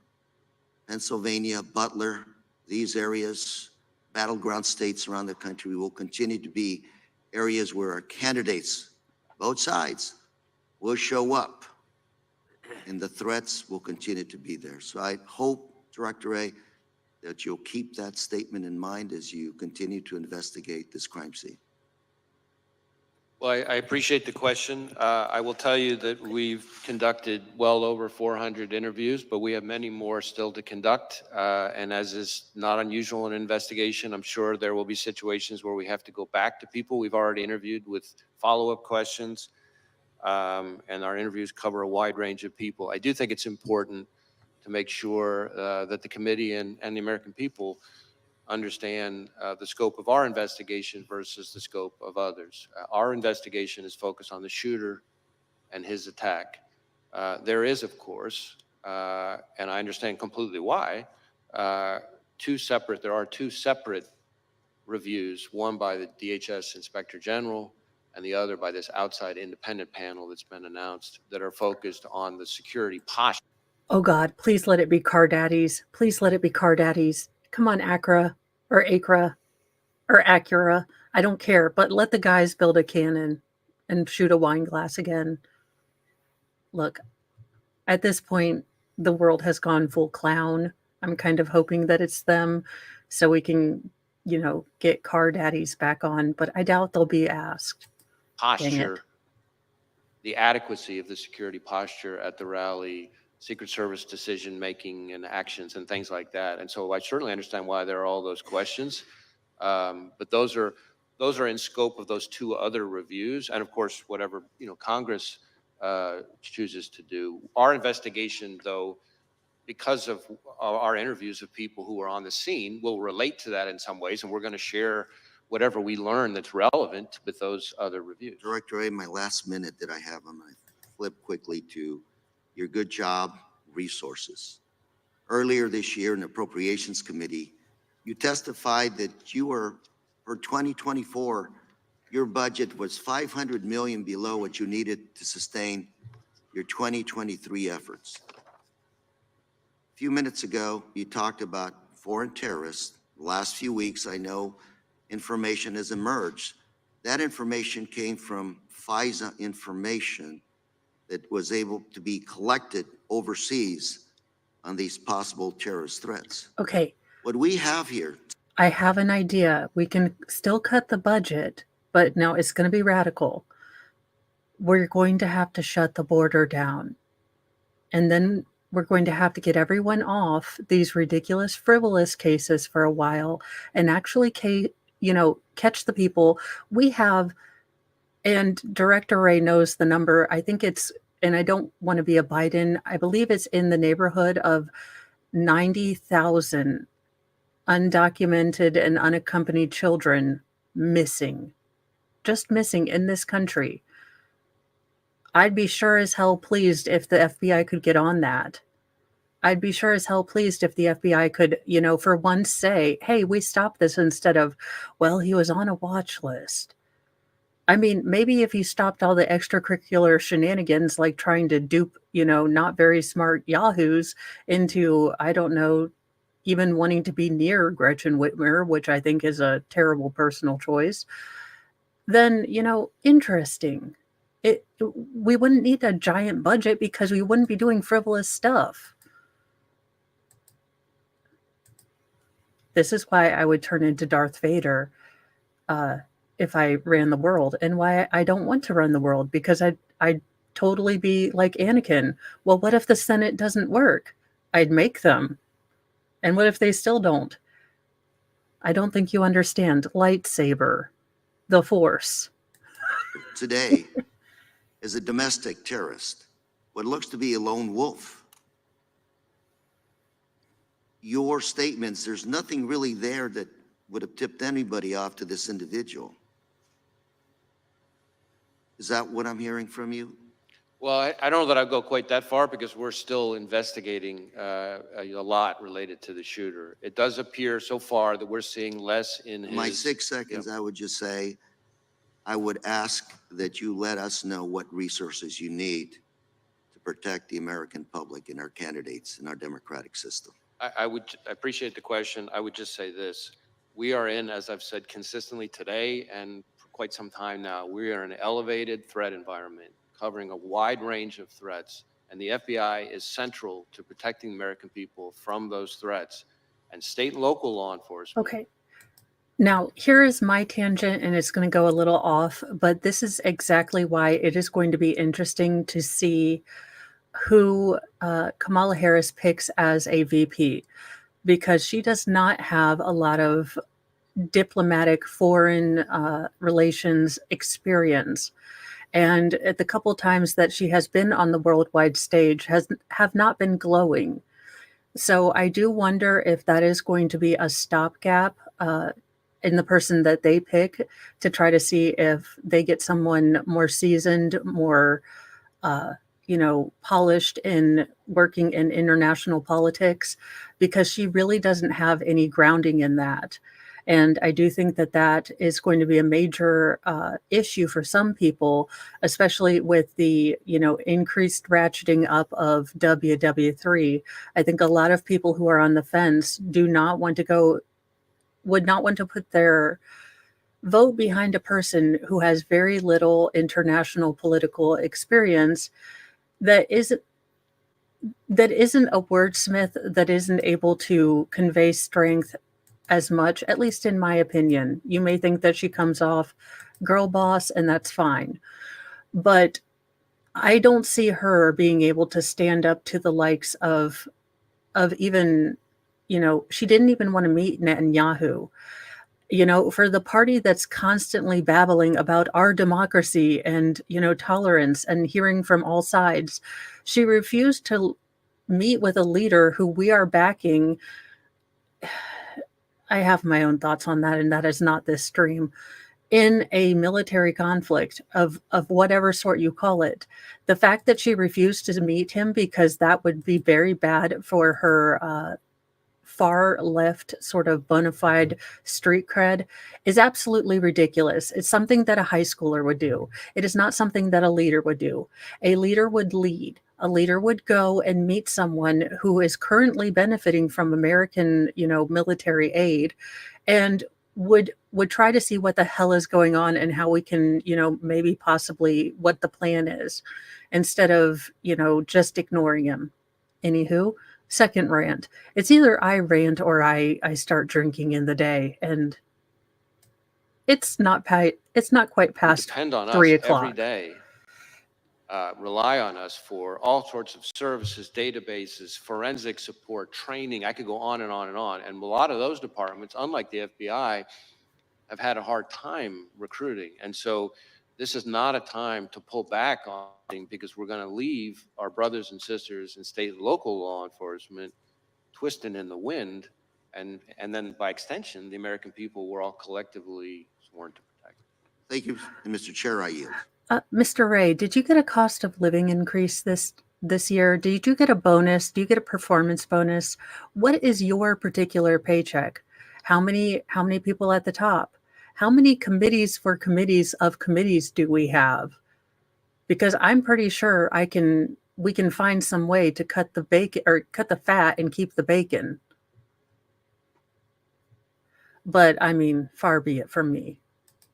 Gentleman yields back. Gentleman from Texas recognized. Thank you, Chairman. Thank you, Director Ray, for being here. When did you last speak with President Biden? Oh, I love Chip Roy. Okay. Let me just say that I love Chip Roy. I love him when he talks about finances and how, well, incredibly effed we are. It's a black pill, but I like that he just speaks it out and tells you the truth, even though it hurts. Like when Dr. Now says, this did not even water weight. No, this is carb. This is carb. You eating, you would not be 700 pounds. You eat just right cake. You're lying to me. I mean, I love no nonsense men that will just tell you what like it is. Sometimes. The other times I need you to tell me that I look under 40 and card me. Anywho. I don't have the exact date, but it's been certainly since the, since the shooting. So you have spoken to the president since the assassination attempt on President Trump's life? Yes, sir. And what was the mental state of the president? We had a perfectly professional conversation. And are you, do you have any scheduled briefings of the president upcoming?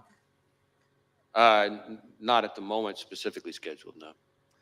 In 2016 and 2015, top FBI officials infamously texted about, quote, their insurance policy to make sure Trump was never elected or inaugurated as president.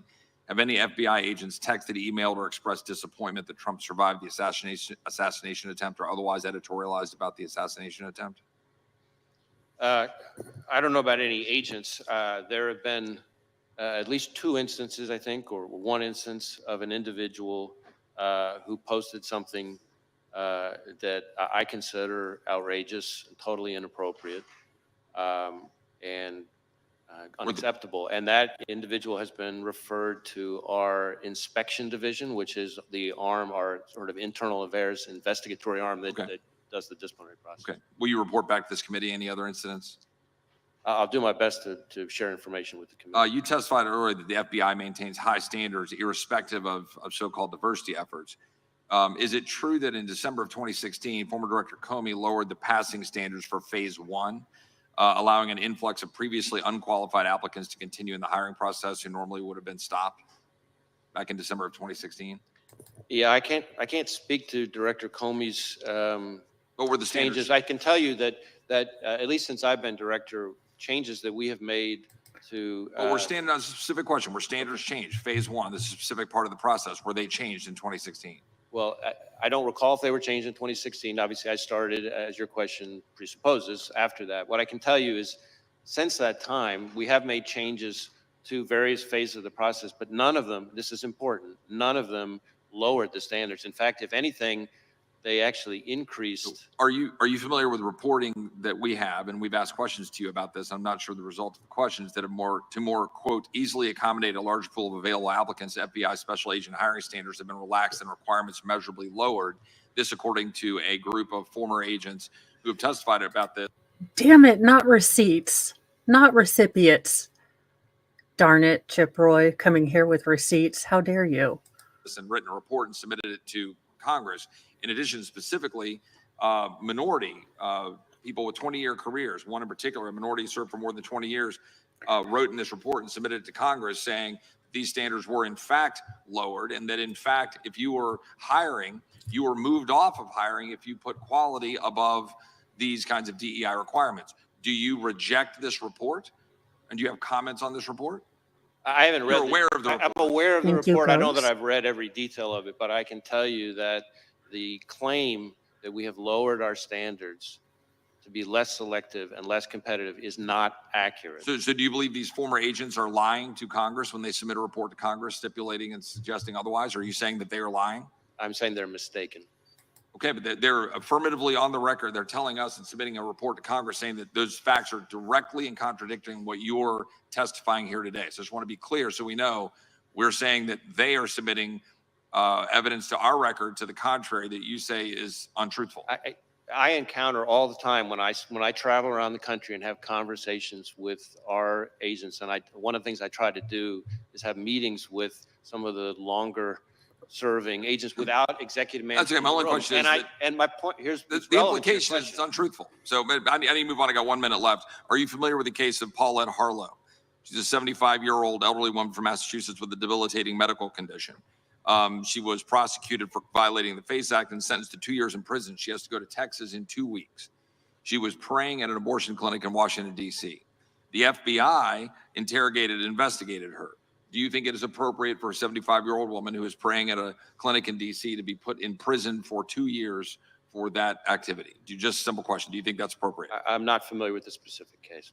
You're not familiar with that case. It's been significantly in the headlines, but you don't know how to comment on that case, that it's appropriate for a 75-year-old woman to be put in prison for 2 years for praying at a clinic. Again, since I'm not familiar with the case, I don't want to start weighing in because I don't know all the facts. But what I can tell you is that when it comes to FACE Act enforcement and abortion-related violent extremism, I think one of the things that gets lost, and I appreciate the opportunity to clarify it, is that really since the Dobbs decision, actually more of our abortion-related violent extremism investigations have focused on violence against pro-life facilities as opposed to the other way around. And we've had a number of investigations. We're using FACE Act resources and our JTTFs. We're still waiting on responses on letters that we've sent indicating the data to the contrary. There's been significant amount of efforts in targeting of people who are pro-lifers who go to clinics and that they've been prosecuted, like this case, a 75-year-old woman who is now going to jail in Texas for 2 years because she was praying at a clinic in Washington, D.C. And we've submitted questions on that, and I'd appreciate a response on it. I yield back.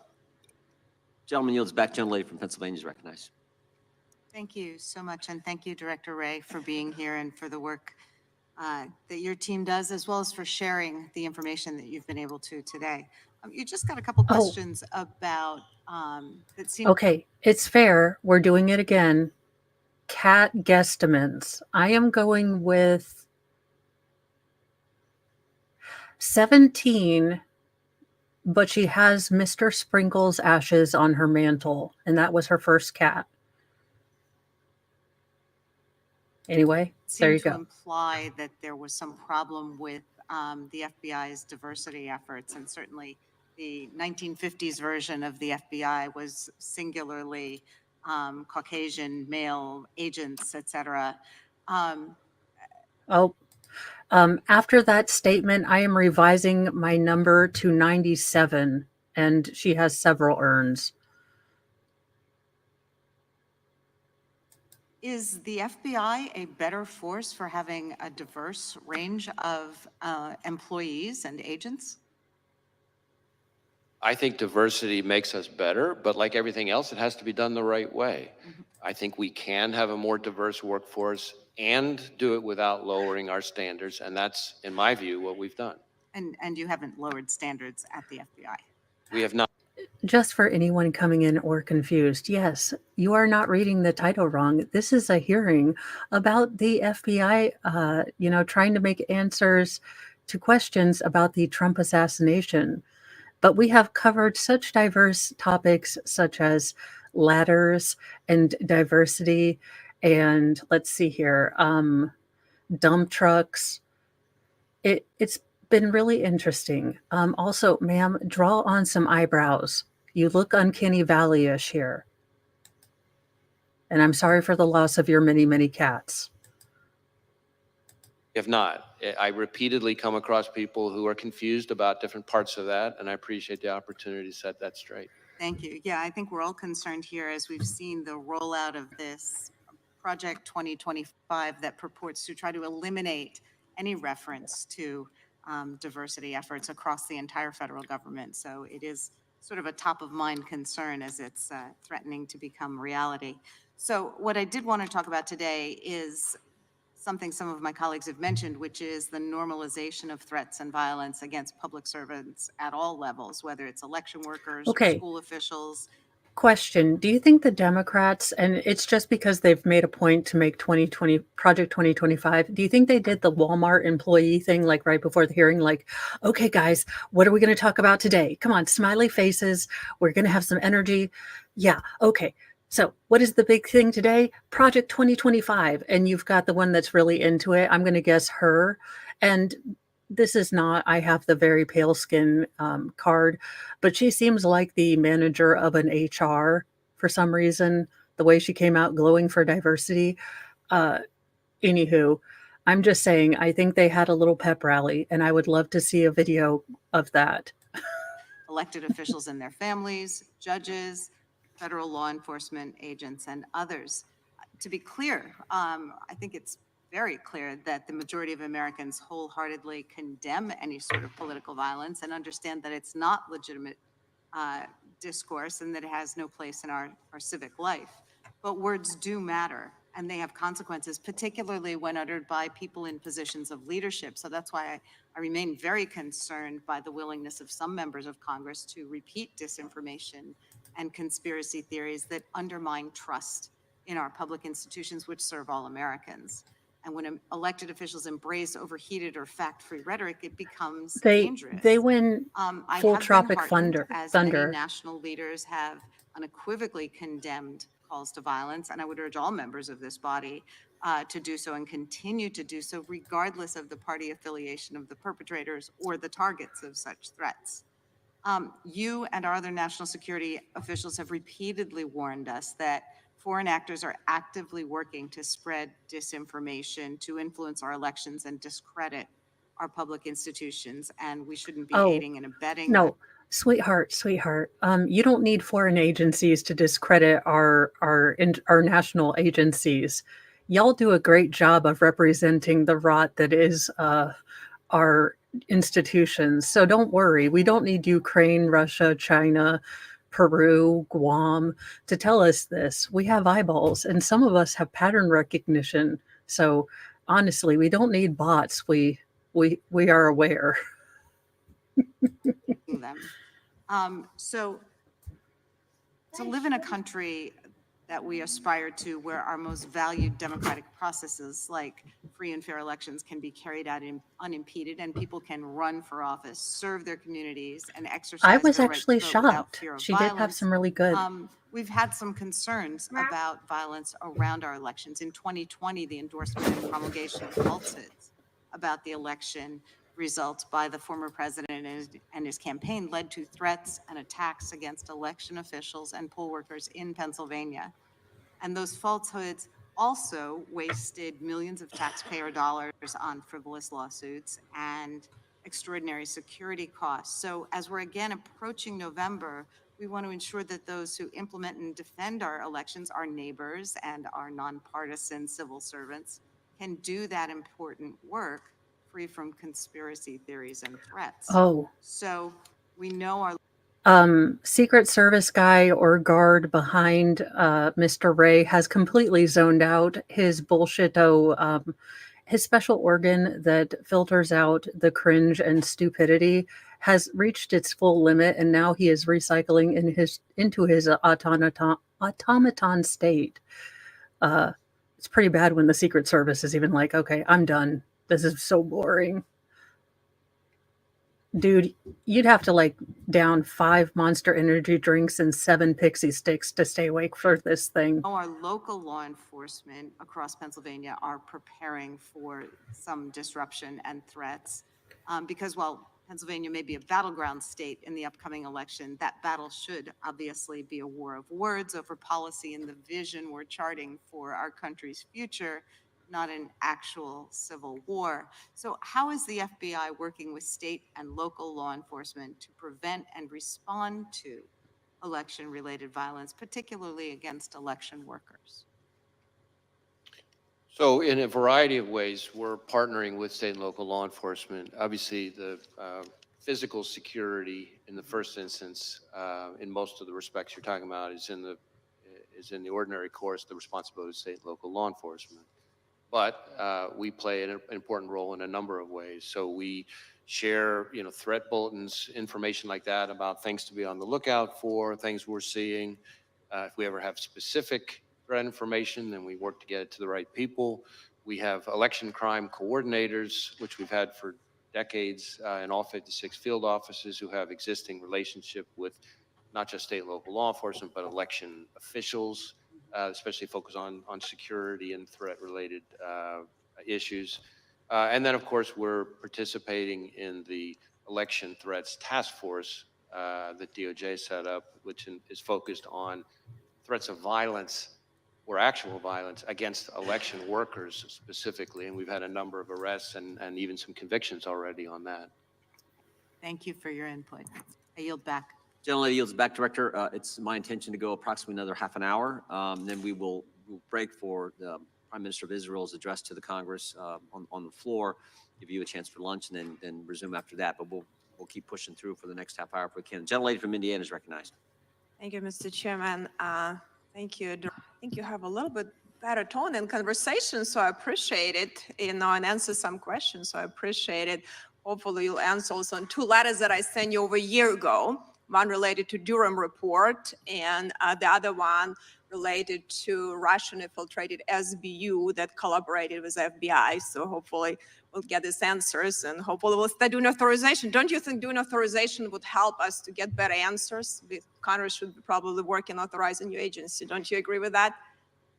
We work very hard to try to get information to this committee and to other committees. But authorizing spending probably would be a good thing for us to do. Don't you agree? Oh, I'm sorry, authorizing what? Our spending, not just doing appropriating, but actually doing authorization of spending through this committee. Yes. Okay, thank you. We might start doing that. But we can talk about, and a lot of my colleagues on the other side, AR-15 gets a lot of bad rap, like to bring it up, this issue. But really, there are a lot of... She's actually a Republican. I cannot remember. I am having a total brain fart, but I do believe she is possibly Ukrainian. I know her family immigrated, but she is one of the people who escaped socialism and is not really happy with people wanting to be socialist here. She is the congresswoman from Indiana. Of hunting rifles that probably maybe even more accurate than a lot of ARs. And don't you agree? We have like millions, right? Don't you agree? We have millions of rifles owned by law-abiding Americans. So do you think we should be taking them, millions of rifles from law-abiding Americans? What do you think about that? Would that be something feasible, and really we should be doing that? Well, again, I'm not going to be addressing anybody's specific legislative proposal. From our perspective, from the FBI's perspective, the concern is any dangerous weapon in the wrong hands. But all weapons in the are hands dangerous. of the wrong person. But all weapons are dangerous, right? I'm sorry? All weapons are dangerous. Knives are It's dangerous. not that hard to explosive are understand. dangerous. There are a lot of Weapons are by their Yeah, very but are we going to be definition confiscating? How No, what she is saying is that what general committee members on the sort of more populist side have committed to and want to commit to doing line by line appropriation instead of these omnibus bills. So instead of these continuations, they want to basically have the committees go through, look at the budget finally, take out the pork, leave the bacon, basically, is what they're trying to do. Now, counterparts on both the Democrat side and then the more neocon rhino Republicans have been against this. This is definitely more of a uniparty against populist sort of thing, because even some more left-leaning members have been okay with some of the things like that to get, accurate funding. So she is basically just talking about the scheme that most of the sort of more populist and more recently elected Republicans have been selling, which is a good one, line by line appropriation versus the omnibus that no one can read, and we are funding God knows what. It has been resisted by the uniparty, but it is something that we are definitely, or I would definitely like to see go through. Hunting rifles and rifles for millions of Americans? Do you think it's even feasible to do something like that from law-abiding citizens? It's not something I'm advocating. Okay, well, thank you. I appreciate that. So we have to go back. That was a catastrophic failure of security. That's what's happened. Holy shit, we're You know, talking about the recently was attempted assassination attempt. assassination. Don't you agree with that? Well, I think former Director Cheadle has already publicly acknowledged that it was, I think her words were significant. Okay, the microphones are going to kill me. How much would it cost Congress? They already don't care about wasting our money to get boom mics like these for everyone. Them fondling their mics is driving me crazy. Welcome, Hawk, to it. Significant operational failure. Then we had, similar situation, a different, talking about bad optics. So Speaker Pelosi at that time didn't want to have bad optics on January 6th, and we didn't have proper security here on January 6th. That was a catastrophic failure too. Are we looking at that? Any one conclusion was made from that? Have we made any adjustments? Because I know a lot of people, got hurt now just being here. It was a lot of cases bringing up the Department of Justice, and a lot of them were really just law-abiding Americans that really just upset with the government, and they have a reason to do it. So I think we need to think about it before we prosecute, or instead of actually, looking how we can deal with real criminals and how we can have a proper security. Okay, ma'am, I like everything that is coming out of your mouth, and you did talk about the assassination attempt, so I will give you points, but you are definitely tangenting. I don't know if the entire congressional pharmacy ran out of MK Ultra or adrenochrome, but you are all freaking off your meds for seriousness. When we have events with so many people there. So did you have confidential human sources? I think you never answered that question on January 6th in the Capitol. Did you have some? I'm sorry, what's the Confidential human sources. Did you have them? Okay. So you're expecting me to believe Director Wray, who has probably worked with confidential resources as far as Ukraine has been a big deal in the public eye and in world politics. Are you telling me that you can't understand her accent? Because it's actually easy to understand. You're being a dick. On January 6th in the Capitol. Well, again, I'm never going to be getting into when and where we Okay, have are you have not used confidential human sources. But are you willing to stand the record that you had no confidential human sources that went into Capitol on January 6th? as I've said consistently, I'm not going to get into Okay. where we have. And this is the fundamental problem with the FBI being an executive branch. Congress cannot demand answers, and the FBI truly doesn't have to give answers over to them. The only one that can release this information is the executive branch. So they've already locked down Kennedy for another, 75 years? I mean, what timeline are we in? We've got John Hinckley Jr. texting about, peace and kindness. And for God's sake, I hope Jody at least liked his text this time. But it's just ridiculous. Have or have not used confidential human sources. I can tell you that if you are asking if the violence at the Capitol on January 6th was part of some operation orchestrated by FBI sources or agents, the answer is no. No, I And didn't it's a ask you that. disservice I to our asked, so people. did you investigate any confidential human sources? Did you do any investigation and looking at that? So you're not answering if you had any or not. So if you had potentially, did you do anything you needed to make sure to investigate that none of your sources did anything wrong? If they did wrong, Okay. they were. So here, and again, here is the problem with this behemoth bureaucracy. So now we need to create an additional agency to monitor the FBI, because it looks like they are answerable to no one except the executive branch. So big government begets more big government because it needs checks and balances, even as crappy and inefficient as they are, which all leads to more paperwork, which means more inefficiency, which means more departments to create more efficiency. It's a beautiful system. They were prosecuted the same way, like you're trying to prosecute a lot of people that really, even in Supreme Court rule recently that some unconstitutional charges.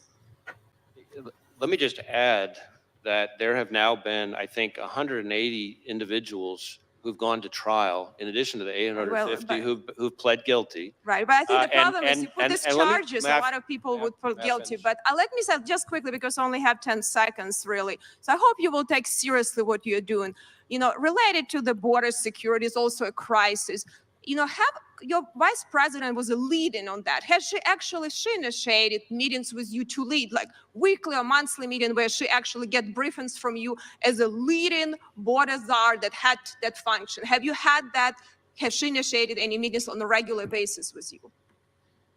Again, Gentlelady's time has expired. The gentleman can respond. right, on this issue of confidential human sources, number one, I will say there is a DOJ OIG review that's underway that I think addresses some of these kinds of topics, I believe, but I won't speak for the Inspector General. Second, as to this suggestion, which I've heard all too many times, that somehow January 6th was orchestrated by FBI agents or sources, I will note that in addition, It doesn't have to be orchestrated. Again, I don't give you guys the credit for having the mental capacity to come up with a conspiracy. All there has to be is ineffective, planning on your part, ineffective security, and you allowed things to happen. There are measures which were not taken. It's the same sort of pattern that we have in this assassination attempt. There were steps that were not taken. There were protocols that were not followed.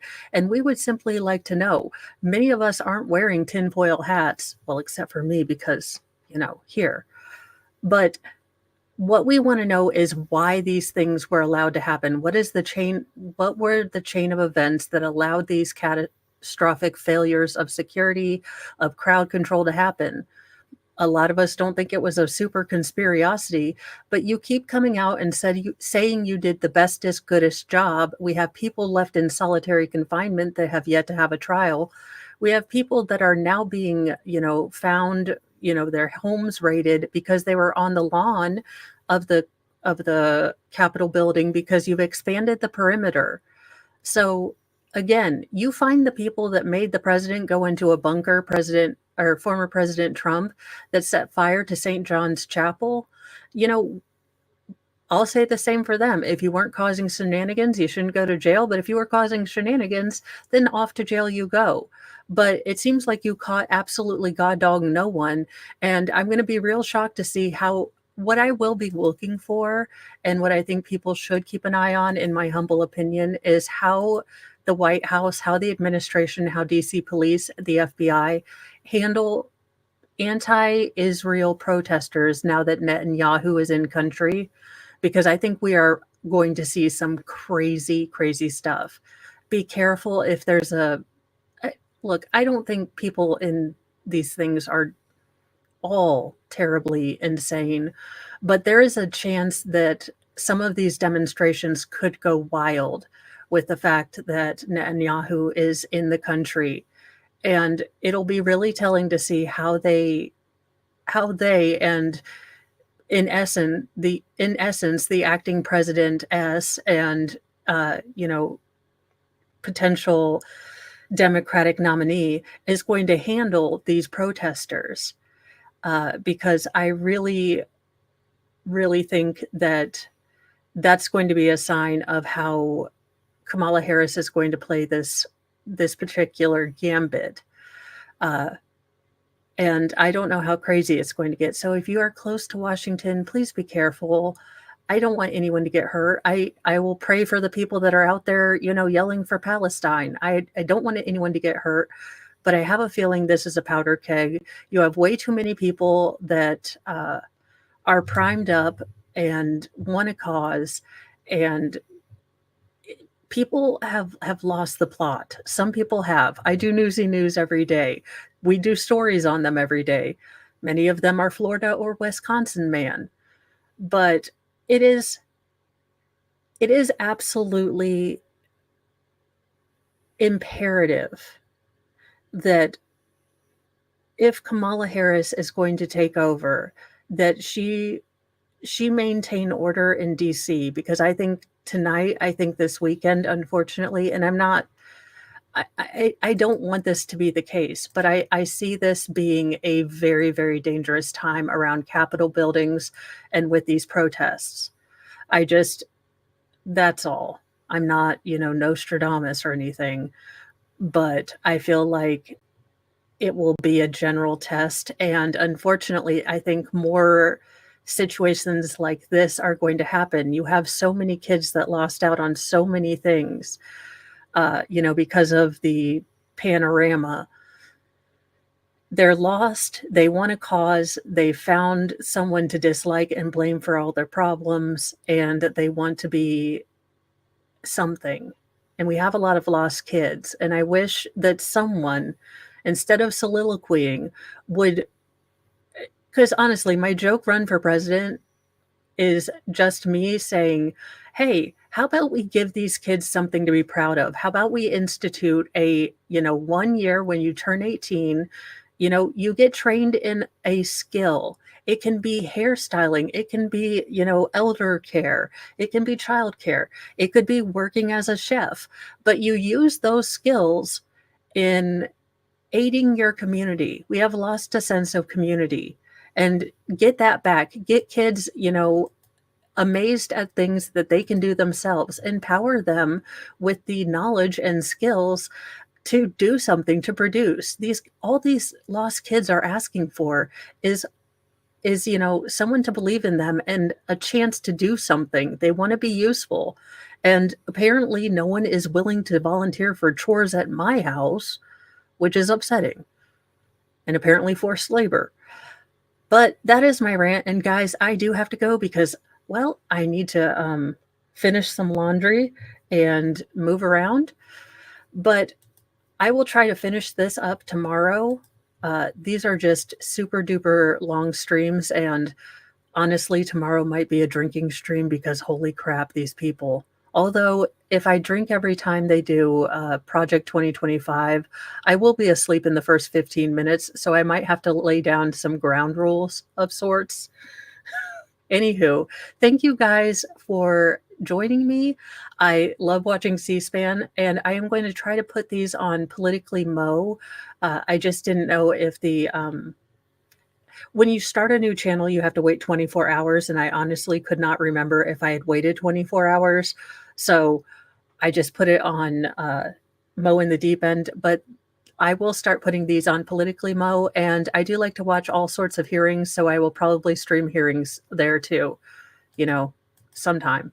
Anyhoozle, I will see you guys later. Thank you for joining me and, helping me keep my very limited sanity as these people add more squirrels and non sequiturs than me on a bad day. Have a great day, and I will see you guys later. Bye.